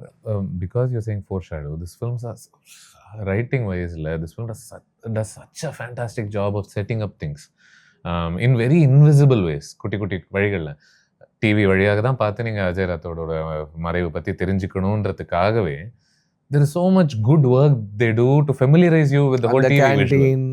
அந்த கேண்டீன் இவங்க டிவி போறாங்க, அந்த டிவியை தட்டிக்கிட்டே இருக்காங்க அப்படின்ட்டு. And it's not done in such a very clinical way also. இங்க செட்டப் பண்ணிட்டோம், அடுத்த சீன்ல இந்த டிவி வேற ஒரு ஃபங்க்ஷன் சர்வ் ஆகுதுன்ட்டு கிடையாது. I remember thinking that of Laxman's character. முதல் வாட்டி அவன் வந்து சண்டை போடுறது, அதுக்கப்புறமா அவன் உடனடியாக வந்துட்டு அவன் நினைச்சிருந்தானா வந்து சர்ஃபரோஷிக்கு தமன்னா டைலாக் சொல்லி உடனே he could have been integrated, but he doesn't do it, right? அவன் அதுக்கு முன்னாடி அதுல ரொம்ப பிடிச்ச விஷயம் மோர் தென் லக்ஷ்மணோட ட்ரீட்மெண்ட் இஸ் தட் லக்ஷ்மணையும் அஸ்லமையும் பாஸ்ட்ல வந்து சேர்த்து அவங்களை காட்டின விதம். எனக்கு அந்த லாஸ்ட் ஷாட் ரொம்ப ரொம்ப பிடிக்கும். 2 பேரும் சேர்ந்து வந்து நிற்பாங்க. இவன் சாகிறதுக்கு முன்னாடி இவன் பாக்குற கடைசி விஷுவல் யாருன்னே தெரியாத ஒரு ராம் பிரசாத் பிஸ்மிலோட எனர்ஜியில அவனுக்கு உலகத்திலே ரொம்ப பயந்து பிடிக்காத ஒரு லக்ஷ்மணோட எனர்ஜி ரெண்டுமே சேர்ந்து வந்து அவங்க 2 பேரும் ஒருத்தர பார்த்துட்டு சாகிறது was crazy great echoes also crazy moment. அதெல்லாம் crazy moment. And also Rang De Basantiyoda edit as well as background score, because இந்த படத்தை ரஹ்மான் சார் இழைச்சா மாதிரி அண்ட் என் வாழ்க்கையில் நான் மறக்க முடியாத பேக்ரவுண்ட் ஸ்கோர்னா அது ரங் தே பசந்தி. ஏன்னா நான் அசிஸ்டன்ட் டைரக்டராக வேலை செஞ்சதுக்கப்புறம் நான் ஒரு படத்தோட பேக்ரவுண்ட் ஸ்கோரில் வந்து இவ்வளோ டைம் ஸ்பெண்ட் பண்ணி எனக்கு பார்க்க வாய்ப்பு கிடைச்சது ரங் தே பசந்தி. பிகாஸ் எல்லாமே சென்னையில் நடக்கும், டைரக்டர் பாம்பேயில் இருக்கார், ஒர்க்கு எல்லா இடத்துலையும் போயிட்டுருக்கும். ஸோ என்ன அமுச்சு விட்ருவார் ஸ்டூடியோவில் போய். நான் சும்மா சார் ரஹ்மான் சார் முன்னாடி சேர் போட்டு உட்காந்துருவேன். ஸோ நான் படத்தில் நடிக்கிறேன். இந்த படத்தில் நான் வந்து ராகேஷ் சாருக்காக ஐம் ஜஸ்ட் ஏடி ஒர்க் பண்ணிட்டுருக்கேன். ஸோ ரஹ்மான் சாரோட ஸ்பெண்ட் பண்ண அந்த nights scoring for Rang De Basanti, daily அவர் ஒரே ஒரு கேள்வி தான் கேட்பேன், சார் என்னோட சீனோட தீம் ஏன் சார் இன்னும் முடியல, சொல்கிறேன்னா அந்த தீமே முடியல, அதான் லாஸ்ட்டாக பண்ணும். ஏன்னா அவர் எது பண்ணாலும் அவருக்கே பிடிக்கல. அவர் எனக்கு வேலையே கிடையாது, என்னங்க எனக்கு உண்மை நான் சும்மா உட்காந்து ஆன்னு பார்த்துட்டு இருக்கேன். எதுக்கு அவர் பேர் இது வரைக்கும் எடுக்கலன்னா, அந்த பேர் எடுத்துட்டோம்னா அடுத்த அரை மணி நேரம் அந்த பேர். நான் சொல்றேன், இந்த படத்துல வந்து கதையா நான் உங்களுக்கு சொல்லுவேன், ரஹ்மான் சாரோட இட்ஸ் டிவைன். அவர் வந்து is a divine composer. What an album also. What an album, man. My career's favorite album of mine of all time. And I was thinking, சித்தார்த்துக்கு ஜாலி இல்ல பாய்ஸ் ஆயுத எழுத்து. எனக்கு every 3 years ரஹ்மான் சார் வந்துருவாரு. Such great. அப்படிதான் இருக்கும். Boys, Aayutha எழுத்து, ரங் தே பசந்தி, காவே தலைவன், இது எல்லாமே within 10-12 years எனக்கு நடந்தது. It's amazing. எல்லாமே ரஹ்மான் சாரோட. அண்ட் ரங் தே பசந்தி அவர் பின்னாடி உட்காந்துருவேன். அவர் வந்து நைட் கம்போஸ் பண்ணுவாரு, படம் ஓடிட்டு இருக்கும், அங்கங்க நிறுத்துவாரு, வாசிப்பாரு. நான் அப்பெல்லாம் நிஜமாவே I will pinch my self, Sudhir நான் என்ன தவம் செஞ்சேன்னு I am getting to see this. And அவர் சடனாக திரும்பிட்டு எப்படியா இருக்கு அப்படின்னு பாருங்க. ஐயோ என்ன சார் நீங்க அபிப்பிராயம் எல்லாம் கேட்குறீங்க, நான் சும்மா வந்திருக்கேன் சார் இங்க. அவர் என்னமோ அமைச்சு இல்லையா, you keep telling me, I want to know what you are thinking. ஐயோ ஸோ இப்போ கருத்துலாம் கேட்பாரு. It's such a stressful time. And up I've seen the little things that he does while he spends time with footage. Like I said, I've never seen that with him before. I think for me, the first burst of life I got from this film is from him, from his work, where எடுத்த உடனே நீங்கள் அந்த train விஷயம் மாதிரி ஒன்று போய்கிட்டு இருக்கோம், ரேண்டமாக ஒரு electric guitars will kick in, right? Raho, Raho, he brought that into the டிங்க ஆரம்பிச்சு கல்பலி போயிட்டு வேற ஒரு இடத்துக்கு போயிட்டு திரும்ப ஒரு ராக் கிட்டார் இதில் வந்துட்டு அந்த பைக்கில் அது கண்டினியூ ஆகும் வரைக்கும். அந்த டிசனன்ஸ் இல்லை, யூஸ்வலாக நம்ம இந்த பீரியட் ஃபுட்டேஜ் எல்லாம் பார்க்கும்போது, ஃப்ரீடம் ஃபைட்டர்ஸ்லாம் பார்க்கும்போது there's a certain music we are used to. But for him to think that this movie is about nobody understood that film the way Rahman sir understood. That's why we are getting the film we got. But I will tell you, அந்த படத்தோட editor அந்த படத்துக்கு மிகப்பெரிய ஒரு backbone, because she is PS Bharathi, ராகேஷோட wife. And she is the person who held this film together. Rang De Basanti Bharathi வந்து edit ரூம்லேருந்து ஒரு கழுகு மாதிரி பார்த்துக்கிட்டாங்க. And the music placement and reference is what Rahman sir and Bharathi have cracked, because the edit and sirs sound edit for it is what makes Rang De Basanti what it is. No, there's one portion where they are presenting these kuti shots of you from the past and you in the present as well, right? And it's a film shot and edited and it's on film, right? So it's very important. I mean, we edited on Avid, but it's a film shot on film. And Binod Pradhan sir is a painter. What he did with that film is a master at how he did it. Simple things you'll see. அவங்க bike ஓட்டுற சீன்லாம் பின்னாடி இருக்கிற tube லைட்ஸோட streaking இருக்கும். அது ரொம்ப சிம்பிளான ஒரு விஷயம் ஆக்சுவலா. Technically any DOP will explain. It's very very simple. Just you're making that light streak using the shutter. Now with that, அந்த மாதிரி ஒரு லொகேஷன், அந்த மாதிரி லைட்ஸ், அதுக்காக ஒரு எக்யூப்மெண்ட், அதுக்கான கேமரா, அதுக்கான கொரியோகிராஃபி எல்லாமே செஞ்சாங்க. And what he did with the toning of the flashback and the freedom fighting scenes, even now it does something. Yeah, it does something. Even one and slow mo footage ella train la irundhu gudikra or moment, it has no business being so memorable. Correct. Illa, and things like Sarfaroshi ki tamanna பண்றப்போ எல்லாரும் அந்த candle எல்லாம் பண்றப்போ அந்த well குள்ள ஒரு snake, அது பேப்பர்ல எழுதி இருக்கும், the camera moves like a snake அப்படின்னு எழுதி இருக்கும். Sarfaroshi ki tamanna அப்படின்னு சொல்லிட்டு அந்த வெல் அப்படியே ஒருத்தரா போய் ஒரு கையா நெருப்பு மேல நிற்கிற ஒரு எல்லாரும். அப்புறம் அந்த மன்மோ யூ வில் என்ஜாய் திஸ்,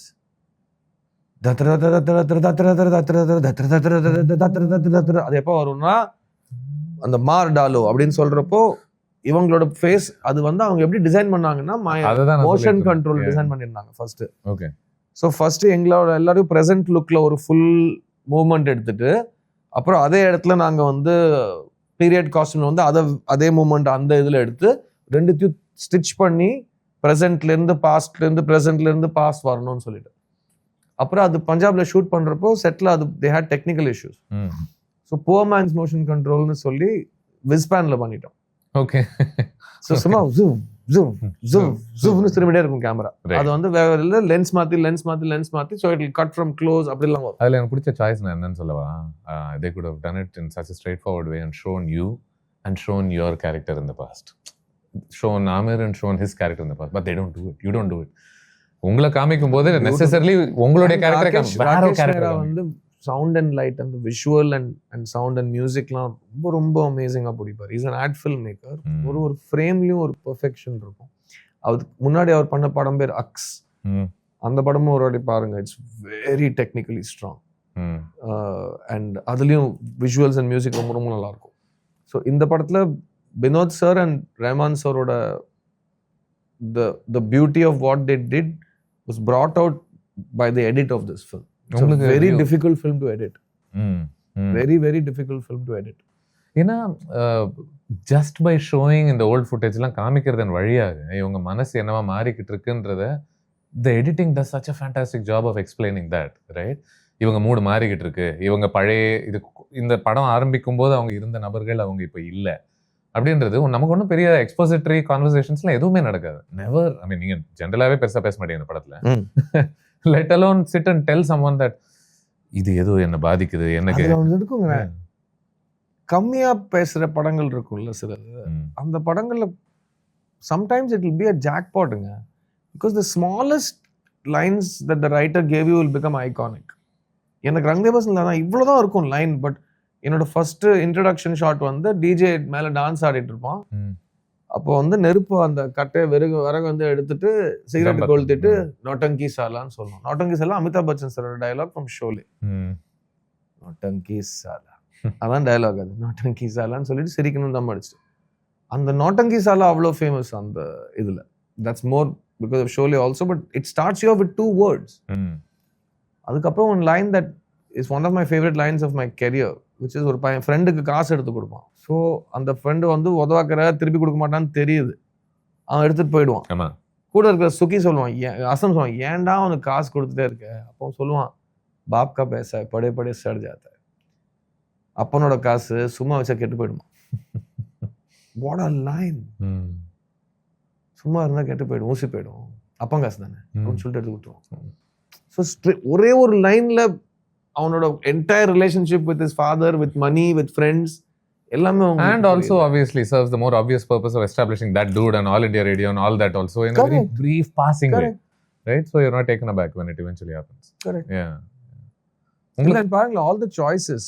ஒரு வெள்ளக்காரி வந்து கதை சொல்றா, அது ஆத்தென்டிக்கா நிஜமாவே அதை பண்ணி அவ்வளவு சடனா டூயட் சாங் ஆட வைக்காம, because it's a big hero's film which audience expects everything. ஒரு இடத்துல நீங்க எல்லாம் பயங்கர டிசில்யூஷன்டா பேசிட்டு இருக்கும் போதில்ல, it's lovely how much work Sue's eyes do.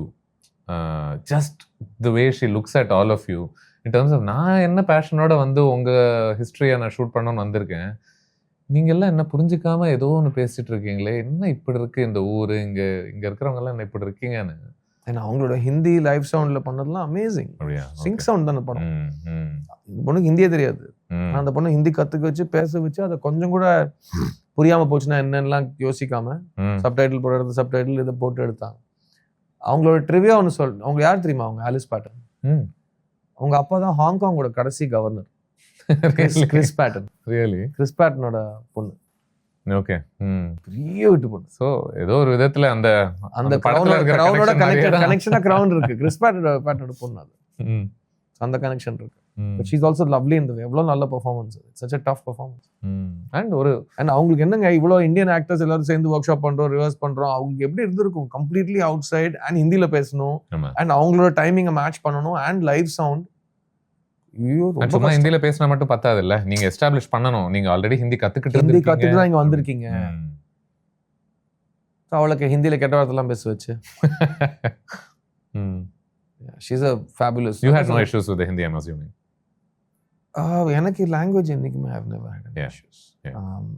In fact இன்னும் சொல்ல போனோம்னா எனக்கு ஹிந்தி எனக்கு சின்ன வயசுல படிச்ச ஞாபகம் இல்லையா. ஸோ தமிழ் ஹிந்திலாம் எனக்கு நான் தமிழ்ல படிக்கணும். ம். எனக்கு தமிழ் இங்கிலீஷ்ல எழுதுனா எனக்கு படிக்கிறது ம். நான் எனக்கு புரியாது. பிகாஸ் அவங்க என்ன யோசிச்சு அந்த இங்கிலீஷ் ஆல்பபெட் யோசிச்சிருக்காங்களோ எழுதியிருக்காங்களோ அது நம்ம அப்படி படிக்க மாட்டோம். ஒரு தமிழா படிச்சா நீங்க தமிழா படிச்சிடலாம். அதே மாதிரி ஹிந்தி எனக்கு இந்த அதுக்கு பேர் வச்சிருக்காங்க ரோமன் ஹிந்தியா. ஓஹோ. ரோமன் ஹிந்தினா ஹிந்தியை இங்கிலீஷ்ல எழுதலாம். ஓகே. ஸோ அந்த டைம்ல எனக்கு நல்ல ஞாபகம் இருக்கு. நான் செட்டுக்கு ஃபர்ஸ்ட் ரீடிங் ஒன்று பண்ணோம். எல்லா ஆக்டர்ஸ் எல்லா டெக்னீஷியன்ஸ் ஹெட் ஆஃப் டிபார்ட்மெண்ட்ஸ்லாம் உட்காந்துட்டு ம். ஒரு ரீடிங் பண்ணோம். ம். அவங்க கேரக்டர் அவங்க படிக்கணும். ம். அதை ரெக்கார்ட் பண்ணிட்டு ரெஃபரன்ஸ்க்கு வச்சுப்பாங்க. அந்த ரீடிங்ல வந்து அமங்ஸ்ட் த ஆக்டர்ஸ் எனக்கும் அதுல் குல்கர்னிக்கும் மட்டும்தான் ஹிந்தியில வரும் ஸ்கிரிப்ட். மற்றவங்க எல்லாரும் இங்கிலீஷ்ல படிப்பாங்க, இன்க்ளூடிங் ஆமீர் சார். அதுல் நானும் ப்ளீஸ் எங்களுக்கு படிக்க வரலன்னு சொல்லிட்டு ஹிந்தியில வரும். ஸோ அப்போ அவங்களுக்கு ஷாக்கு. நீங்கடா மெட்ராஸ் பையன் தானே, நீ ஹிந்தி சரி நான் தமிழ் இஸ் மை பர்த் எங்க ஊர்ல அப்படிதான் லாங்குவேஜ் பேசுவேன், எனக்கு படிக்க வரும். பட் இங்கிலீஷ்ல எனக்கு படிக்க வர மாட்டேங்குது. ஸோ அப்படிதான் நடந்தது. So the Hindi was always I'm very lucky that I was able to manage that. And you know, one of the earliest in the college portions la irukilla, I thought we'll touch upon that. There's in the Perks of Wallflower there's a beautiful line at the end, no? Now we are in the presence of infinity, yeah? Something like that, where they're talking about one moment that feels so infinite. I felt like in the college portions where you're all just bonding together, having a drink here and there, just bike la abdi suttikittu, there was something very அதனுடைய scope வந்து it just didn't feel like a bunch of immature people just having fun அப்படின்ற மாதிரியே எனக்கு தோணல. It felt like it genuinely captured one sense of beauty அப்படின்னு நினைக்கிறேன் அந்த ஃபேஸ்ல. For me it summed up beautifully in that scene with DJ in the car. அவர் சொல்ற ஒரு விஷயம், நம்மளாம் நாளைக்கு ஒரு இடத்துக்கு போயிடுவோம், அப்புறம் எவன் எங்கே இருக்கான்னு எவனுக்கும் தெரியாது, தச்சு விட்டு போயிடுவோம். அந்த ஒரு ரொமான்டிசைசிங் ஆஃப் நம்மளோட காலேஜ் டேஸ் ஒன்று இருக்குது பார்த்தீங்களா, அது நம்ம எல்லாருமே ஒரு ஸ்டேஜில் பண்ணியிருக்கோம். எனக்கு அதில் பிடிச்ச விஷயமே அதான், தட் இந்த குரூப் ஆஃப் ஃப்ரெண்ட்ஸ் வந்து டுமாரோ பற்றி கொஞ்சம் கூட யோசிக்காமல் ஒரு மூமெண்ட்ல இருக்காங்கிறது தான் எனக்கு அந்த beauty of that comes through. அவங்க கொஞ்சம் கூட நாளைய பற்றி யோசிக்கல. இப்போ சோனியாங்கிறவோ ஒரு ஏர்ஃபோர்ஸ் ஆஃபீஸரை கல்யாணம் பண்ணிக்கிறாங்க, இன்னும் அவன் லைஃப் ரிஸ்க் இல்லைன்னு அந்த டாபிக்கே வராது. எனக்கு அவனை ரொம்ப பிடிக்கும், அவ்வளோதான். எனக்கு அவனை பிடிக்கும், அவ்வளோதான், அந்த டாபிக்கே வராது. So I like that they're so carefree and that is so tied to the eventual decision also all of you make, right? And அதுல என்ன ஃபன்னா, எனக்கு சுக்கியோட ஜாலி, அஸ்லமோட போயட்ரி, சோனியாவோட டேரிங், டிஜேயோட ஃபன்னு, கரனோட என்ன அப்படிங்கிற ஒரு கேள்வி இருக்கு பார்த்தீங்களா. கரனோடது வந்து it is just that he's a friends friend. அவன் ஃப்ரெண்ட்ஸுக்கு ஒன்றுனா அவன் என்ன வேணா பண்ணுவான், உயிரே விட்டுருவான். அதை வந்து ரொம்ப ஓவரா காட்டாம we have to keep showing it through the whole thing. And Sonia வந்து எல்லாரும் ரிஹர்சலுக்கு கூப்பிடுறப்போ ஒருத்தன் தான் வருவான், மற்ற பசங்க வர மாட்டாங்க, இவன் மட்டும் தான் வருவான். அதுவும் அந்த பேக் ஸ்டோரியில டை ஈவன் ஆரம்பத்துல அவங்க ரெண்டு பேரும் பேர் அடிச்சுட்டு தண்ணிக்குள்ள விழுந்த உடனே லூஸ் இவன் தான் தூக்கிட்டு வாட்ச உள்ள போய் ஓகேவா நான் வரேன், நான் தூக்கிட்டு போறேன், வீட்டுல போய் டிராப் பண்ணுவான். அவன் அந்த மாதிரி ஆளு. அவனுக்கு அம்மா இல்லை, ஆனா வந்து இவனோட அம்மா அஜயோட அம்மா வந்து அம்மாவை பார்ப்பான். அவனே போய் பிரசாதம் எடுத்துக்கிட்டு குங்குமம் எடுப்பான், எனக்கு இட்டு விடுன்னு சொல்லுவான் அவங்க அம்மா கிட்ட. It's all put in. Cannot be expressive, but he's feeling so much love. He's a very emotional guy. Yeah. But he's also very sad. அதேதான். And அவனோட நிறைய விஷயங்கள் which படத்துல இல்ல, but they're all there in the performance because of the backstory. அது directors and writers அவ்வளோ கதை prepare பண்ணி கொடுக்குறாங்க. And you didn't think அவன் பயங்கர லேடிஸ் மேன், அவன் வாரத்துக்கு ஒரு பொண்ணோட சுத்திட்டு இருப்பான்லாம் பேக் ஸ்டோரி இருக்கு. ரைட். ஸோ அது வந்து அதுவும் ஒரு விதமான எஸ்கேப்புக்காக பண்றது. அவன் யார் கையிலயும் மாட்ட மாட்டான். You don't know what is thinking. ஏன்னா அவன் ஏதோ மறைச்சிட்டே இருக்கான். Is always hiding something. And his father அவன் போய் ஃபாரின்ல படிக்க வைக்கிறாரு. எனக்கு போவேன், நான் எதுக்கு ஃபாரின்லாம் போயிட்டு, நான் இங்கே ஜாலியாக தான் இருக்கேன் ஃப்ரெண்ட்ஸோட. அவனுக்கு ஃபியூச்சர் பத்தி கவலையே கிடையாது, எதுவாக இருந்தாலும் ஓகேன்றான் அவன். இப்போ நம்ம பேசணும்ல, நிறைய பேர் வந்து அந்த அது கூட இம்பார்ட்டன்ட், பிகாஸ் அப்பங்காரன் படிக்க சொல்றான் ஃபாரின்ல, இவன் பண்ண மாட்டேன்றான். மாதம் வந்து அஜய் கேரக்டர் வந்து நாட்டுக்காக வேலை செய்யறான், நீ பாத்துக்கோ நான் ஃபாரின் போறேன்றான். அதான் youth. Same guy in the same 24 hours. Right. நீ சொல்லி நான் என்ன போறதுன்னு அப்ப நீ என்ன சொல்றது நான் என்ன கேக்குறது. நீ சொல்லி நான் நாட்டேன்டா காப்பாட்டு நான் ஊர் விட்டு போறேன்றான். சேம் கை அந்த சிச்சுவேஷன்ல என்ன சொல்லணுமோ சொல்லிட்டு போயிட்டே இருப்பான். Same as Aayutha Ezhuthu Arjun. அந்த லெவல்ல அந்த அந்த அந்த ஜெனரேஷன் அவ்வளவுதான். That's how we were. Because யாரும் உங்களை ஆன்சர்ஸே கேட்கலையே. நீங்க தானே கேள்வி கேட்டுட்டு இருக்கீங்க யங்ஸ்டர்ஸ் கிட்ட. யாருமே சரி எல்லாரும் சைலண்டா இருங்க யங்ஸ்டர்ஸ் சொல்லுங்கப்பா நாட்டை எப்படி நடத்தலாம் யாருமே அந்த வயசுல கேட்கவே இல்லையே. So they don't even look at that as a way. They just live their lives and keep moving forward without thinking of the future. நீங்க என்ன உங்க காலேஜ்ல டிஜே மாதிரியா? வெரி சார்ட் ஆஃப்டர் அந்த ஸ்பேஸா? Because I remember you being big in the. நான் extra curricular வந்தேன். எப்ப பாரு ஒன்னு அதேதான் டிராமா சொசைட்டில இருப்பேன் இல்ல பேச்சு போட்டியில இருப்பேன் இல்ல மியூசிக் பாடிட்டு கான்டெக்ஸ்ட் சொல்லிடுறேன். ஏன்னா ஐ ஃபீல் லைக் somehow ரொம்ப காலேஜ் டைம்ல பிரபலமாக இருக்கக்கூடியவங்க அங்க ஒரு ஆல்மோஸ்ட் ஒரு ஹீரோவாக பார்க்கப்பட்டவங்க. I feel like it must be harder for them to get adjusted to a world where that may not be the case. இல்ல அதை தாண்டி I think I was more like Aslam. இந்த குரூப்ல நீங்க யாராவது ஒருத்தரை என்ன கம்பேர் பண்ணீங்கன்னா I was more of Aslam.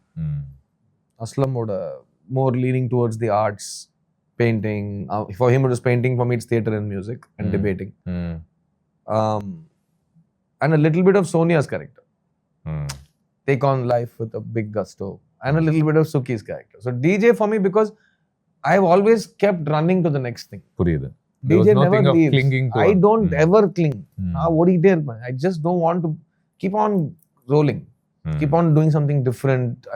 So I don't get bored. So in that way opposite of DJ. நம்ம கொஞ்ச நேரத்துக்கு முன்னாடி ஒன்று பேசிட்டு இருந்தோம். யூ செட் நிறைய டயலாக்ஸ் எல்லாம் இல்லை, பட் சின்ன சின்ன ஜெஸ்டர்ஸ் வழியா you can spot the character அப்படின்னு. லுக்கா சூப்பில கூட I think it's you right when she slips and you're the one holding. And அதை பார்க்கும்போது ஐ ரிமெம்பர் திங்கிங் இது டிஜேவாக இருந்திருக்கலாம் நினைச்சிருந்தா. கரெக்டா? ஓ இவங்களை காப்பாத்துற ஒரு மேனாக look at him being there, but then he is nowhere to be seen. இல்ல அது நீங்க ஃபர்ஸ்ட் 2 daysக்கு அப்புறம் எனக்கு I still asked him ஏன் அமீர் இப்படி பண்றீங்க, ஏன் இப்படி பண்றீங்க, ஏன் இப்படி. See, but again the back story is very clear. Ajay and Karan have to be brothers. ஏன்னா அஜயோட சாவு தான் எல்லாத்துக்கும் காரணம். So அந்த விதத்துல அஜயோட mother's link is closest to 2 people. One is Sonia, one is Karan. ஏன்னா Sonia is the fiancée, Karan is is அந்த பையன் வந்து பாவம். அந்த பையன் that's how they talk about. அந்த குழந்தை பாவம், சம்திங் பாவம், அது வழியில இருக்கான். That's how that Karan character is. And யாரும் பெருசா டிக்கும் பண்ண மாட்டாங்கல்ல அதுக்குள்ள. ஏன்டா என்ன ஆச்சு? Because they won't. அவன் அவன் எழுந்து போயிடுவான். அவன் தொட்டாசி நீங்க அவன் நீ எதுக்கு உனக்கு எதுக்குன்னு சொல்லிட்டு போயிட்டே இருப்பான். எதையும் சீரியஸா எடுத்துக்கூடாது. அதான் அவனோட லைஃப் ஸ்டைல். ஸோ அதெல்லாம் ஆன் பேப்பர் இருக்கிறப்போ it gives you that space to do a lot of things. அது கூட இப்போ 5 பசங்க உட்காந்துருக்காங்க.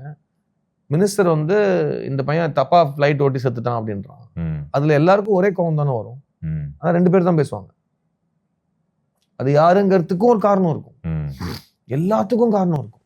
So it's beautiful that and we rehearse the whole film, we workshop the whole film. So எனக்கு அவங்கள யாருமே தெரியாது. நான் ஹைதராபாத்லேருந்து போனேன்.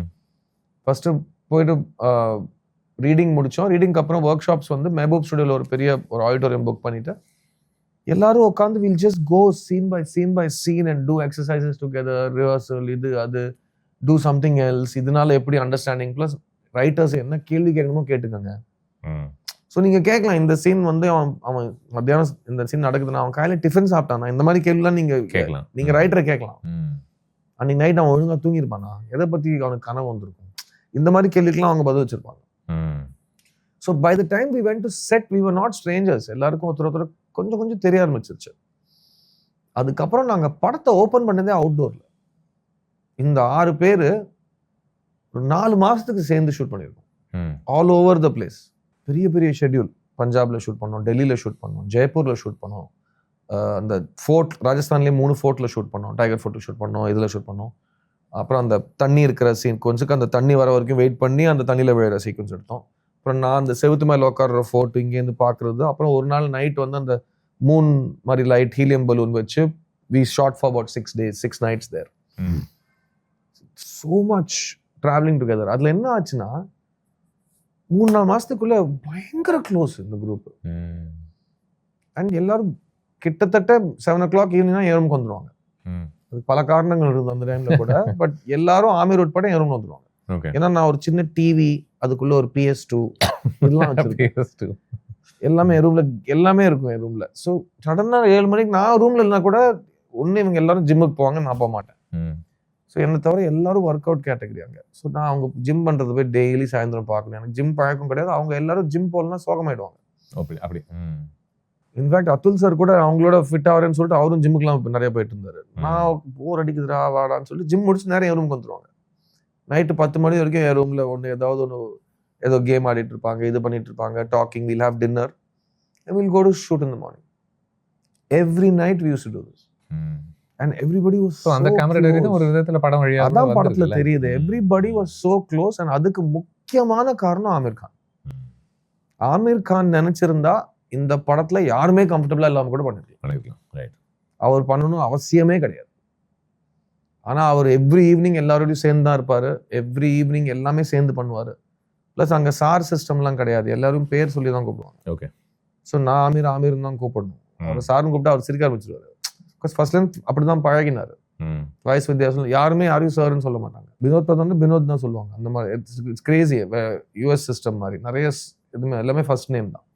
ஸோ எங்களுக்குலாம் சடனாக ஆமீர் கான் வாடா படான்னு பேசிட்டு இருக்காரு நம்ம.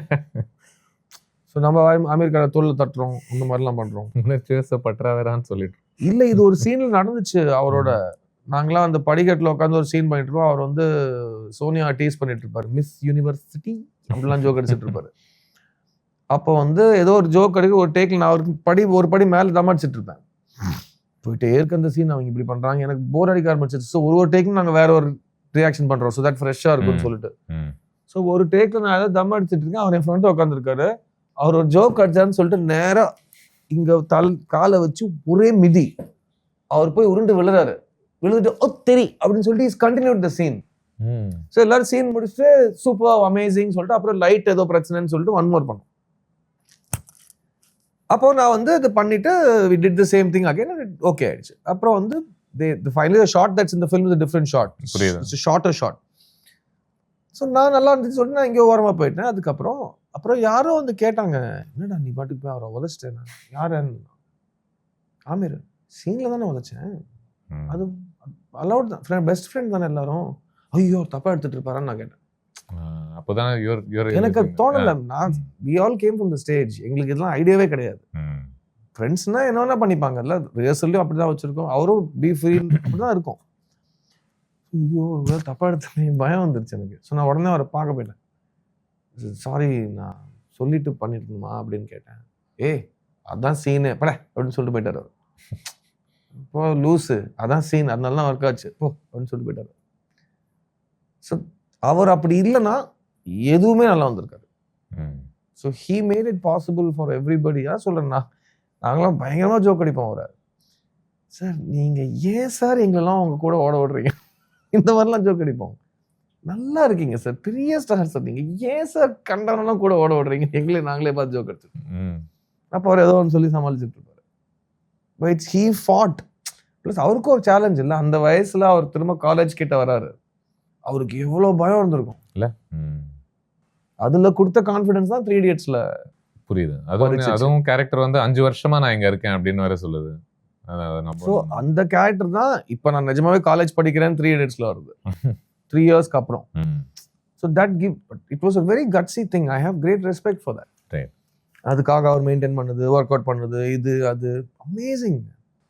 அண்ட் படத்தோட ரிலீஸ் வரைக்கும் நான் சொன்ன மாதிரி he was there at every step of the way. கூடவே இருந்தாரு. Very important. நீங்க எல்லாம் கூட ஒரு ஒரு நண்பர்களாக இருந்தீங்க, பழகுனீங்க படத்துல கூட. But I really loved what Atul brought to this character. You know அவர் வெளியில இருந்து ஒரு ஆளு, எதிரியாக பார்க்கப்படுற ஒரு ஆளு. இன்ஃபேக்ட் ஃபர்ஸ்ட் வாட்டி I think when I welled up, it's when he comes in reciting that line. Because he seems so into it, you know. Sarfaroshi ki tamanna. Yeah. When he puts the paper down, it's such a great touch also. நீங்க எல்லாரும் கஷ்டப்பட்டுட்டு இருக்கீங்க லைனை பார்த்து படிச்சு கிடிச்சு. Here's a natural, right? எனக்கு அது வந்து ஐ எம் இன் ஆஃப் அதுல். ஓகே, பிகாஸ் நாங்களாம் ஸ்ரீராம் அபியங்கர் கேரக்டர் பார்த்துட்டு ஹேராம்ல அஃப்கோர்ஸ். அதுக்கப்புறம் அவர் அந்த டைம்ல என்னெல்லாம் படம் பண்ணி வச்சிருந்தாரு. he already done the wrestler film. நட்ரங் பண்ணியிருந்தார் ஆல்ரெடி. அந்த மாதிரி எல்லா பெரிய பெரிய படங்கள் பண்ணிட்டாரு அவர். So then to see him come in and take this, like he's the most experienced actor in that group. தியேட்டர்லேருந்து வந்தவர், ரைட்டர் himself, எல்லாம் தெரியும். அவரும் போட்டி போட்டுட்டு they want to feel younger. That I notice with Atul sir. And அந்த ரிலேஷன்ஷிப்னால தான் Atul work with us on அவள். ஓ okay. So where he plays the father of the girl in அவள். Okay. So that's where the relationship formed for us to be close enough for him. அந்த character வச்சு இந்த படம் ரொம்ப இன்ட்ரெஸ்டிங்கான, எனக்கு ரொம்ப பிடிச்ச ஒரு காம்ப்ளெக்ஸான ஒரு இடத்தை performer தொட்டுச்சுன்னு நினைக்கிறேன் இல்ல. ஏன்னா இது ஒரு பக்கம் என்ன சொல்லுதுன்னா, ஆமா இவன் ரொம்ப ஒரு ஹிந்துத்துவா நம்பக்கூடிய ஒரு ஆளாக இருக்கான். கல்ச்சரை கண்ட்ரோல்ல வச்சுக்க ட்ரை பண்றான். அவனுக்கு பெண்கள் சுதந்திரமா இருக்கு, குடிக்கிறது இதெல்லாம் பிடிக்காது அப்படின்ற, தனி மனுஷ சுதந்திரத்தை விட ரூல்ஸ் தான் முக்கியம் நினைக்கக்கூடியவன். பட் அப்படி இருந்தும் அவன் he comes from a decent place, he comes from a good place, and for him to be disillusioned with இதை எப்படி வெப்பனைஸ் பண்ணுது அந்த system, and then he is realizing, ஓ நீங்க எல்லாரும் என்ன மாதிரி நல்லதுக்காக அப்படின்னு ஒன்று நினைச்சு நீங்க இதெல்லாம் எதுவுமே பண்ணலையா, நீங்க எல்லாருமே ஏதோ ஒரு சிஸ்டமிக்கா வெப்பனைஸ் பண்ணி உங்க வளர்ச்சிக்காக இதை நீங்க பயன்படுத்த. இல்ல, சத்யா படத்துல கமல் சரோட கேரக்டர் தான் அதுல் குல்கர்னி. அதே கேரக்டர் தானே சத்யால. வந்து ஒன்னு கரெக்டான ஒரு பாயிண்ட்ல ஒரு பாலிட்டிஷியன் வந்து நான் ஒன்னு பாத்துக்கிறேன், இது நல்ல பாதைன்னு சொல்லிட்டு ஒரு இடத்துல போனா பார்த்தா அவன் ரொம்ப ரொம்ப கெட்டவனா இருப்பான்.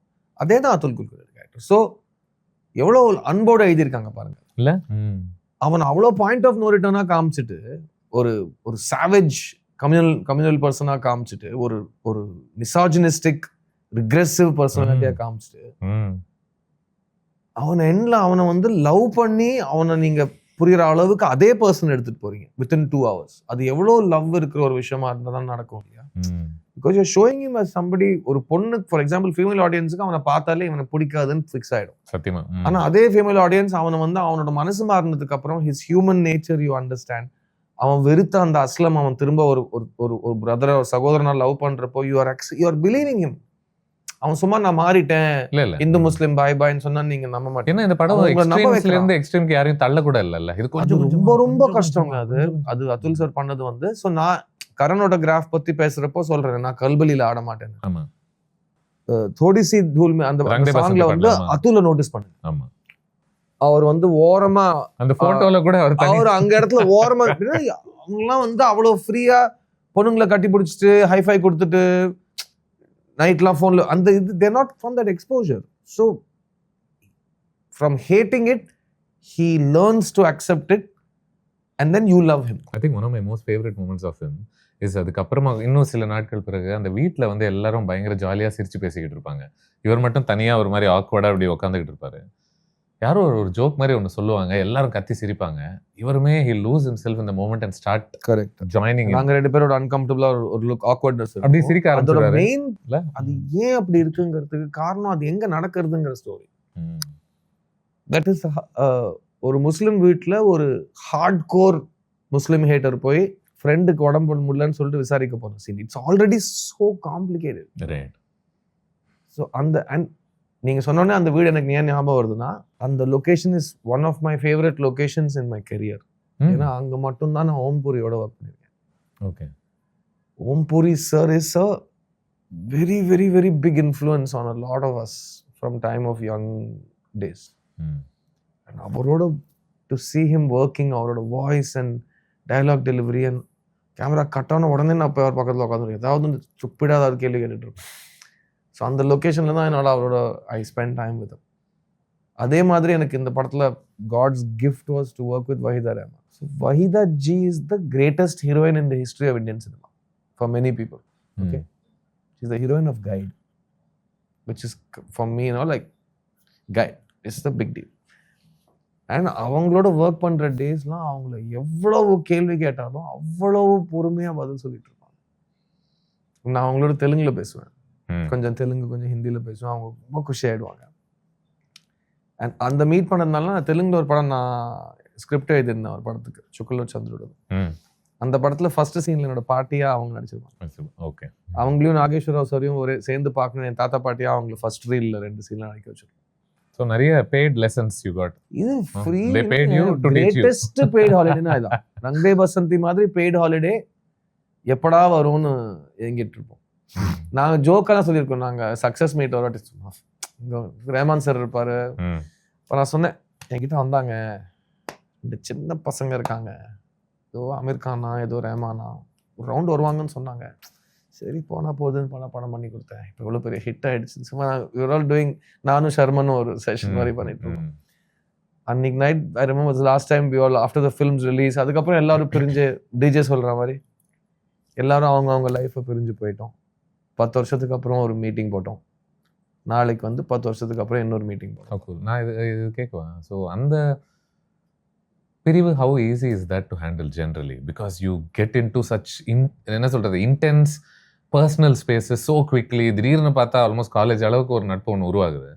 And then சட்டுன்னு you're jerked back to reality when the work is done and you realize, this is also work.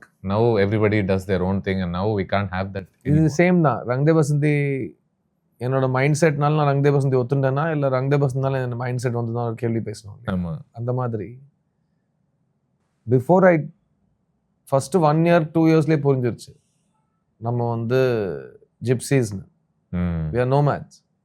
4 மாசத்துக்கு ஒரு வாட்டி எல்லாத்தையும் அப்படியே ஆக்குவேற பிரிச்சு பொட்டலம் கட்டி திரும்ப ஒரு விதத்துல you're on guard. I'm already prepared. You're on guard anyway.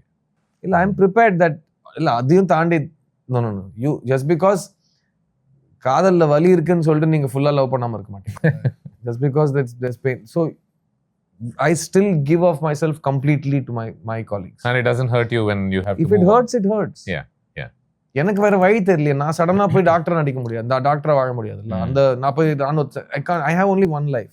இந்த லைஃப்ல 3-4 மாசத்துக்கு ஒரு குடும்பம் சேரும். அதுல இந்த நீங்க யாரோடய அட்டாச்மெண்ட் வச்சுக்காதீங்க, ஓரமா இருக்கு, அது உங்க இஷ்டம். எனிவே எல்லா டிஃப்ரெண்ட் வேஸ் ஆஃப் லிவிங் தான்.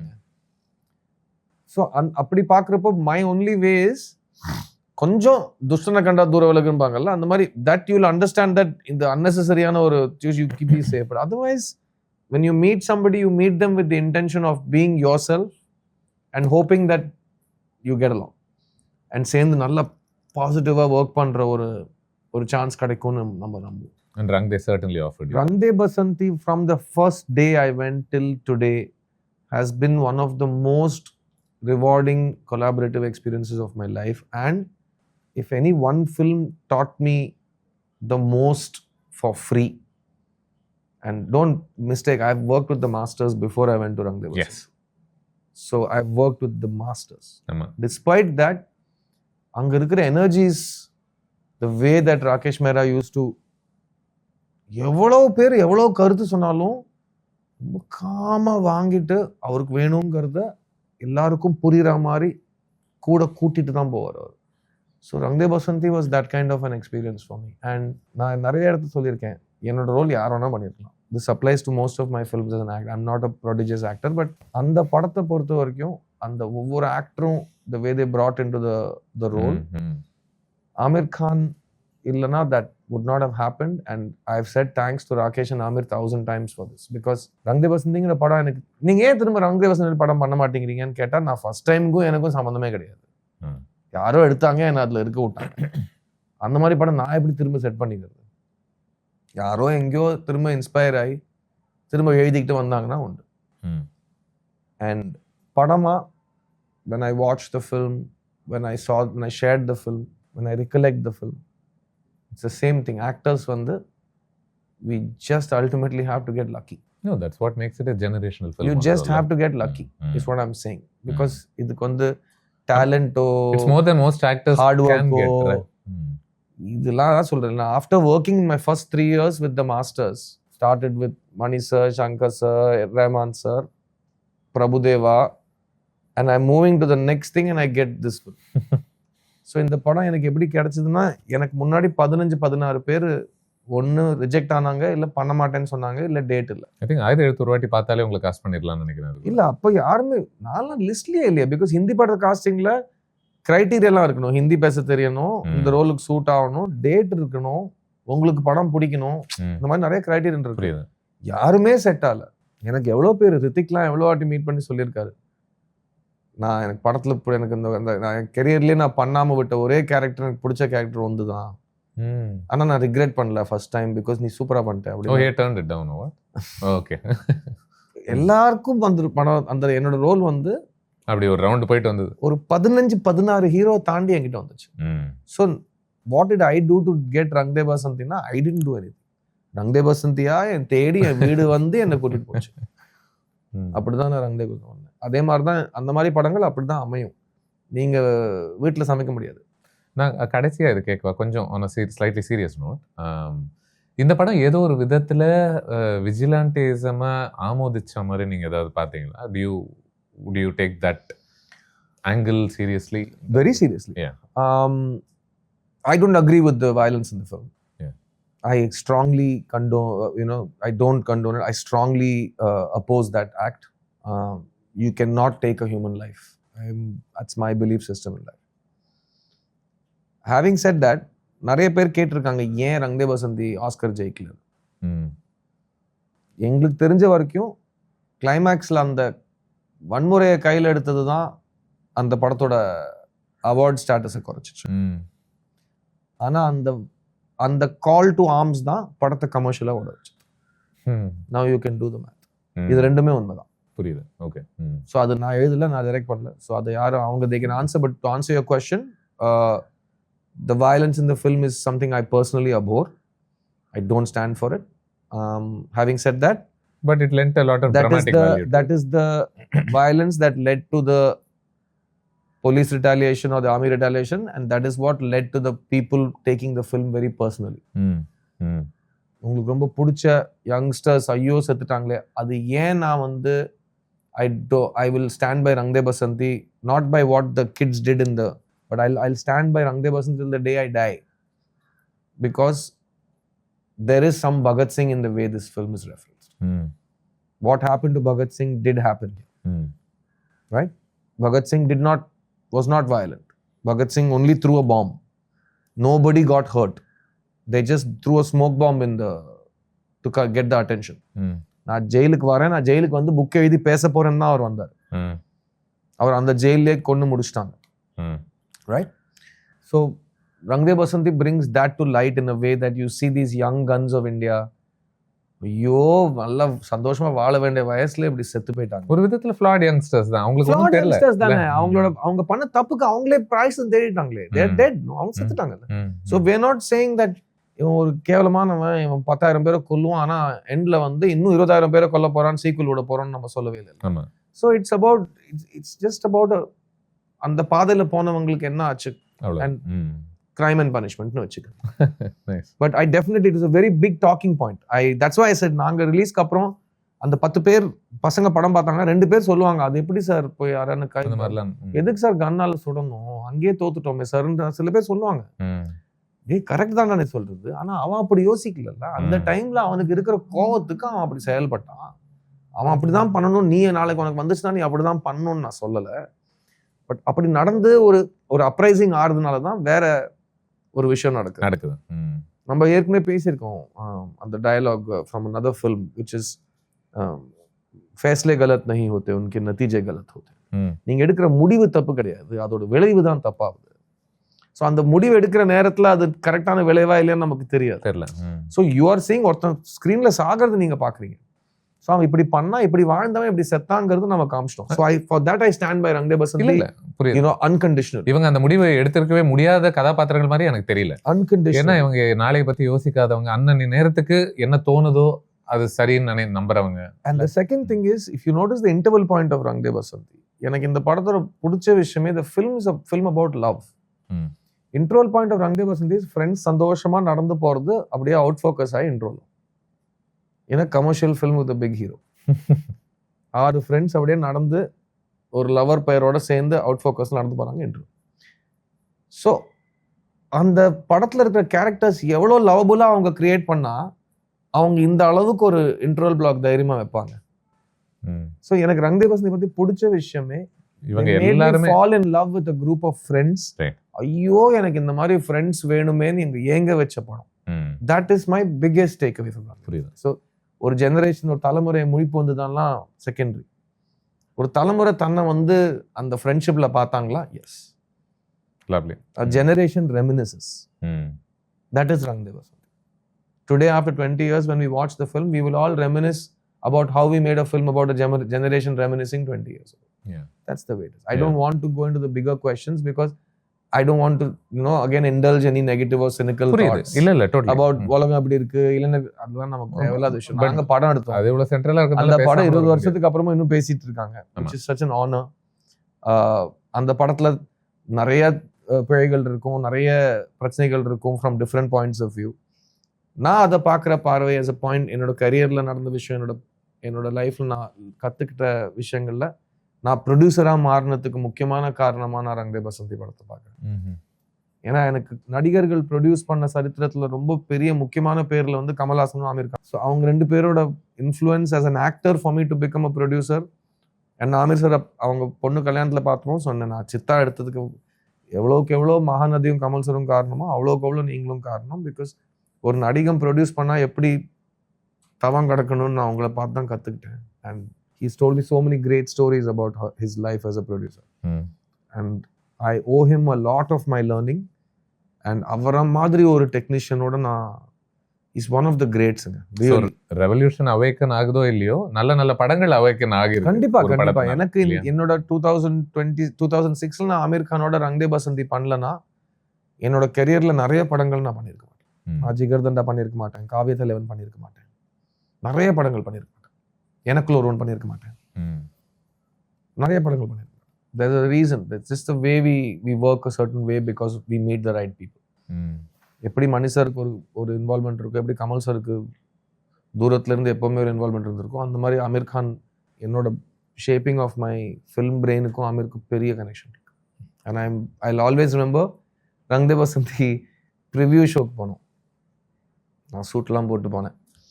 அங்க போனா என்ன வாட்ச்மேன் கை வச்சு தடுத்துட்டாப்ல, உள்ள போக முடியாது. மும்பைல இந்த இன்ஆர்பிட் மால்ல கையை வச்சு தள்ளி விட்டாப்ல. யோ நான் படத்தை நடிச்சிருக்கேன், அதெல்லாம் இருக்கட்டும், போ பாஸ் இருக்கானா? இல்ல பாஸா? ஐயோ ஏன் படையா, மேல கூப் வெயிட் பண்ணிட்டு இருக்காங்க, எனக்கு பாஸ் இருந்தா உள்ள விடுவேன். அப்பல பக்கத்துல திரும்ப ஒரு போஸ்டர் இருக்காங்க, நான் அந்த போஸ்டர் சிகரெட் பிடிக்கிறேன் பாரு, அவன் தான் அப்படின்றான். அவங்க கிட்ட அவன் பார்த்துட்டு ஆமா இல்ல அப்படின்னு சொல்லிட்டு நம்பலாமா அதுக்குள்ள யாரோ சொல்லி Amir came running down to receive me from there because he heard that somebody is not letting me in. I was so touched. எனக்கு அழுகையா வந்துருச்சு. அவர் வந்து ஏய் வடன்னு சொல்லி கட்டி பிடிச்சிட்டு அவரோட ஒரு 10 செக்யூரிட்டி கார்டு இருக்காங்க, அவர்லாம் வந்து என்னை கூட்டிட்டு லிஃப்ட் ஏற்றிட்டு என்ன மேலே கூட்டு போறாங்க. I'm slightly I won't say I was emotional, but கொஞ்சம் இரிட்டேட்டடா இருந்தேன். என் படத்தை பார்க்க வந்து உள்ள விட மாட்டேங்கன்னா கையெல்லாம் வச்சு பேசுறாங்கன்னு சொல்லிட்டு. ஸோ மேலே போய் படம் பார்த்துட்டு அப்போ விட்டுருப்பாருல அவரு பார்த்த உடனே?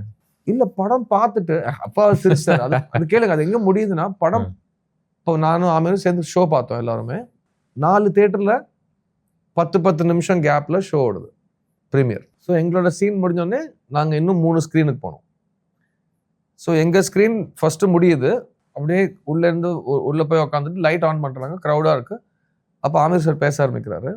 அப்போ அந்த க்ரௌடு வந்து என் பேரை சொல்ல ஆரம்பிச்சிட்டாங்க, கரண் கரண் அப்படின்னு சொல்றாங்க. எனக்கு never experienced all this before in my life. So Karan Karan அப்படின்றாங்க.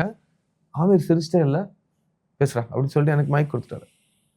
ஸோ ஃபர்ஸ்ட் நான் தான் பேசினேன். அந்த ஃபர்ஸ்ட் ஸ்க்ரீனிங்க்கு எடுத்த உடனே ஃபர்ஸ்ட் நான் தான் பேசினேன், எனக்கு மைக் கொடுத்தாரு. ஸோ நான் வந்து என்ன சொன்னேன்னா, அந்த படத்தோட டயலாக मेरा नाम करण सिंह है, मेरा नाम सिद्धार्थ है और मैंने और मेरे दोस्तों ने ये फिल्म बनाई है சொன்னா எல்லாரும் खुश ஆயிட்டாங்க. என் பேர் मेरा नाम करण सिंह है, मैंने और मेरे दोस्तों ने डिफेंस मिनिस्टर को मारा, அந்த டயலாக் ஜோக்கா சொல்லி அதுக்கப்புறம் அவர் என்ன மாதிரி ஒரு ஸ்போர்ட்னா எவ்ரி தியேட்டர் மற்ற 3 தியேட்டர் நீயே முதல்ல அப்படின்னு சொல்லிட்டு பேச வச்சு கீழே வரப்போ உள்ள போறப்போ தடுத்த அதே பையன் வந்து அவரோட ஒரு 10 செக்யூரிட்டி கார்டோட எல்லாரும் கை கொடுத்துட்டு போட்டோஸ்லாம் எடுத்துட்டு என்ன கார்ல தள்ளி விட்டு அங்கேருந்து எடுத்துட்டு போறாங்க. ஹிந்தியில ஃபர்ஸ்ட் டைம் நான் அந்த ஒரு சீன் பார்த்தது. அண்ட் அதையும் நான் அவரை பிரிச்சு என்னால அந்த சீன் சொல்லவே முடியல. அவர் மேல இருந்து வந்து என்ன அணைச்சிட்டு மேல கூட்டிட்டு போனது, என் கூட படம் பார்த்தது, அதுக்கப்புறம் என்ன அந்த ஒவேஷனை வாங்க விட்டது, இதெல்லாம் நான் I don't know if I hope it's maybe set a wrong example also for you. எப்படி எங்க அம்மா அப்பா பார்த்து அன்ரீச்சபிள், ஐயோ இந்த மாதிரி சந்தோஷமா லவ் பண்ணி 60 வருஷம் இருக்கிற மாதிரி எப்படி இருக்க முடியும்ன்ற மாதிரி ஒரு இதுக்கு மேல இப்படி ஒரு டெம்ப்ளேட் இப்படி ஒரு டெம்ப்ளேட் எப்படிங்க இருக்க முடியும் இந்த மாதிரி ஒரு மனுஷனால? இப்பவும் அப்படிதான் இருக்காரு. It's amazing really to see artists like that be so humble and crazy. And அவரு to this day இந்த படம் 50 வருஷத்துக்கு அப்புறம் ஞாபகம் இருக்கும்னாரு. 20 வருஷம் தாண்டியாச்சு. ஆமா. நாளைக்கு தான் சொல்ல போறேன். 50 வருஷம் நீங்க 20 வருஷம் தாண்டிட்டோம். 10 வருஷத்துல நல்லா தான் போய்கிட்டு இருக்கு. 10 வருஷத்துல மீட் பண்ணலாம்னு சொல்லிட்டு வந்துட போறேன். அவ்வளவுதான். கடைசியா ஐ லாஸ்ட் யூ ஒரு கஷ்டமான கேள்வி. இருக்கிறதுல உங்களுக்கு பிடிச்ச பாட்டு என்ன இந்த ஆல்பம்ல? லுக்கா சுப்பி. Me two. என்ன கேட்டதால அதான் சொல்லியிருப்பேன் நினைக்கிறேன். பிகாஸ் அந்த சாங் டியூன் கேட்டு நான் 2 நாள் அழுதேன். தேம்பி அழுதேன். ஏன்னா உங்களுக்கு டியூன்லாம் போட்டு காட்டுவாங்க. எனக்கு லுக்கா சுப்பி கேட்டு நான் காலி ஆயிட்டேன். பிகாஸ் எனக்கு ரொம்ப ரஹ்மான் சார் அம்மாங்கிற டாபிக் எந்த விதத்துல அம்மா அப்படிங்கிற அந்த சொல், அந்த இமோஷனை பாட்டுல கொண்டு வர எல்லா பாட்டுமே பயங்கரமா ஐ வில் ஸ்டார்ட் கிரைங் அந்த மாதிரி இருக்கும். ஸோ லுக்கா சுப்பிலாம் டியூன் கேட்கணும் இப்போ வந்து அப்படியே தேம்பி அழகும். இத்தனைக்கும் அந்த ஷூட்டிங் போறப்போ it's very simple as a funeral. அங்க வந்து அந்த 21 கன் சல்யூட்டை யூஸ் பண்ணி அப்பப்போ ஆல்மோஸ்ட் நெஞ்சில அடிக்கிற மாதிரி அந்த கன் ஷாட் வந்துகிட்டே இருக்கும். அந்த பாட்டு பூரா ஐயோ லுக்கா சுப்பி. that was also Lataji and Rahman sir's dream of recording that with Lataji and what he did, what they all time. அந்த படத்தோட ரஹ்மான் சாரோட எல்லாமே இது வந்து அவரோட ஒர்க் பண்றவங்களுக்கு இருக்கிற ஒரு மிகப்பெரிய ஒரு அதிர்ஷ்டம் நான் சொல்லுவேன். ஃபர்ஸ்ட் ஸ்கிராட்ச் கேட்டுட்டு அப்புறம் கடைசி பாட்டு கேட்குற ஒரு ஜாய் இருக்கு பார்த்தீங்களா. ஃபர்ஸ்ட் டிங்ல இருந்து கடைசியா ஆடியன்ஸ் கேட்குற பாட்டு வரைக்கும் ரஹ்மான் சார் வந்து ஒரு கடல் தாண்டுவார். ஒரு பாட்டு நோட்ல இருந்து முடிவு வரைக்கும் கடல் தாண்டுவார். அப்படி பண்ணுவார் அவர். ஸோ அதுல வந்து கல்பலிங்கிற சாங் யாருக்குமே புரியல. கல்பலிங்கிற சாங் யாருக்குமே புரியல. எனக்கு அவர் வந்து போட்டு காமிட்டார். உனக்கு பிடிக்கலன்னா பிடிக்கலன்னு சொல்லு, டிப்ளமேட்டிக்கா பதில் சொல்லாத, நான் இந்த பாட்டை ரிஜெக்ட் பண்ண போறேன். ஐயோ என்னங்க ரிஜெக்ட்லாம் பண்றீங்கன்னு சொல்லிட்டு ரொம்ப சீரியஸா உட்காந்து கேட்டுட்டு இருக்கோம். எனக்கு பாட்டு ஃபர்ஸ்ட் வெர்ஷன் ஒண்ணுமே புரியல. ஏதோ அரபிக்ல யாரோ ஏதோ கத்திட்டு இருக்காங்க, வேற என்னமோ டக்குன்னு சத்தம். ஆமீர் சார் சொல்ற என்னடா சொல்லுடா. நான் சொல்லல, இல்லை சார் அவருக்கு ஃபர்ஸ்ட் டைம் கேட்காது பிடிக்காது சார், கேட்க பிடிக்கும். இப்படிலாம் வந்து நான் வந்து பில்டப் கொடுத்துருக்கிறேன் சார். அப்புறம் நான் அன்னைக்கு ஒரு 2 hours உட்காந்து பாட்டு கேட்டுனே இருக்கும். அவருக்கு பிடிக்கல. This was the finished version, was it? It's the shoot version. Oh wow, okay. அவருக்கு புரியல, பிடிக்கலன்னு ஆகணும். No, I get it. Of course it will be, it's ஒன்றும் புரியல. அப்புறம் பார்த்தா அது ஏதோ ஒரு சிஸ்டம்ல கேட்டுட்டு இருந்தோம், என்னமோ ஒரு இது, அது ஏதோ மாற்றி ஏதோ ஃபைல கொடுத்தாங்க. அடுத்த நாள் காலையில் ஒன்று வந்தது, பெரிய ஸ்பீக்கர்ல போட்டாங்க. அப்புறம் ஷூட் ஸ்பீக்கர்ல what a groovy track. அது ஃபர்ஸ்ட் டைம் அங்கதான் கேட்டேன். அது வரைக்கும் அந்த சவுண்டே நான் கேட்டதே இல்லை. அண்ட் அதுல ஒரு அல்ஜீரியன் சிங்கர் பாடியிருப்பாரு. அதுல சூப்பரா ஒரு கதை நடந்திருக்கும். பிரசூன் ஜோஷி சொல்லுவாரு, ஜித்தி ஜித்தி ஜித்தி ஜித்தி ஜுபா. அங்க வந்து பிரசூன் ஜோஷி, ரஹ்மான் எது போட்டாலும் ஒத்துக்க மாட்டேங்கிற, நீ ரொம்ப பிடிவாதக்காரன். பிடிவாதத்துக்கு ஹிந்தியில உருதுல வார்த்தை ஜித்தி. பிடிவாதம்னா ஜித்தி. பிரசூன் ஜோஷி நைட்டு 3 மணிக்கு ஜித்தி ஜித்தி ரஹ்மா அப்படின்னு பாடுவாங்க. ஒன்ன மாதிரி பிடிவாதம் பிடிச்சோம் நான் பார்த்ததே இல்லைன்னு சொல்லிட்டு அப்படிலாம் அங்க கம்போசிங் கதெல்லாம் வரும். இதுல ஒவ்வொரு பாட்டும் நம்ம தோண்ட ஆரம்பிச்சோம்னா அது போயிட்டே இருக்கும். ஐயோ musically Rang De Basanti is abyss. You can never, it's too big. But great conversation.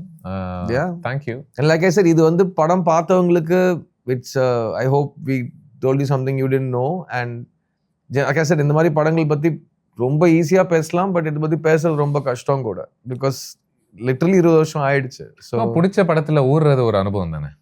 It's nice. It's like I set, I am very lucky. And எங்களுக்கு 20th anniversary-னா எனக்கு யாரோ ஃபர்ஸ்ட் டைம் ஒரு கிஃப்ட் கொடுத்ததுக்கான 20th anniversary நான் செலிப்ரேட் பண்ணிட்டு இருக்கேன். அவங்க வந்து உழைச்சி எழுதி ரத்தத்தை சிந்தி உருவாக்கின ஒரு ஆக்கத்தை பத்தி அவங்க பேசிட்டு இருக்காங்க. நான் வந்து லிட்டரலி 20 years பேக் என்ன ஒரு பர்த்டே பார்ட்டி கூப்பிட்டாங்க.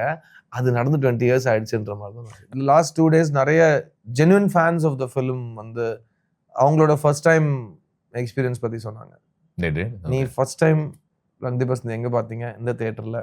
நான் சத்யம்ல பார்த்தேன். சத்யம்ல I don't know what to expect of it. I was really young obviously. போய் உட்கார்ந்துட்டு அப்போ melody was the main screen here. எனக்கு ரங் தே பசந்தி மெலடி ரொம்ப நாள் ஓடி. எனக்கு ஒரு கல்ச்சரல் பிரஷர் அந்த டைம்ல இருந்துச்சு.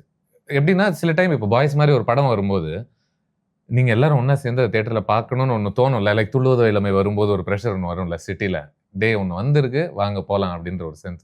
ரங் De basundi fascinatingly had that. Even though நான் பெருசா ஹிந்தி படம்லாம் பெருசா பார்க்க மாட்டேன், அதான் உண்மை. தமிழ் தான் ஜென்ரலி. அதுவும் காமெடியா இருக்கும். நான் அப்போ ஹைதராபாத்ல ஒர்க் பண்ணிட்டு இருந்தேன். பாம்பே படம் தமிழ்ல ரிலீஸ், சென்னை ரிலீஸ் ஆகுது. பட் சென்னையில யாருக்குமே ரங் தே பசந்தி படம் வந்ததே தெரியாது. புரியுதுங்களா உங்களுக்கு? நான் ஒரு ஃப்ளைட் பிடிச்சி ஹைதராபாத்ல இருந்து பாம்பே டெல்லிலாம் போனா அங்க எவனை பார்த்தாலும் இதை பத்தி மட்டும் தான் பேசிட்டு இருக்கான். அதுவே சென்னைக்கு வந்தா 10ல் ஒருத்தனுக்கு தான் ரங் தே பசந்தின்னு ஒரு படம் இருக்குன்னு தெரியும். So nobody here new. So நான் மெலடி போய் படம் பார்த்துட்டு வெளியில வரப்போ க்ரௌட்ல தான் யாராச்சும் மீட் பண்ணா நான் படத்தை பத்தி பேசியிருக்கேன். Outside of that Chennai Rang De Basanti fever never touch the city. இந்த ஊருக்கும் ரங் தே பசந்தி சம்மந்தமே கிடையாது. They don't know it's a film.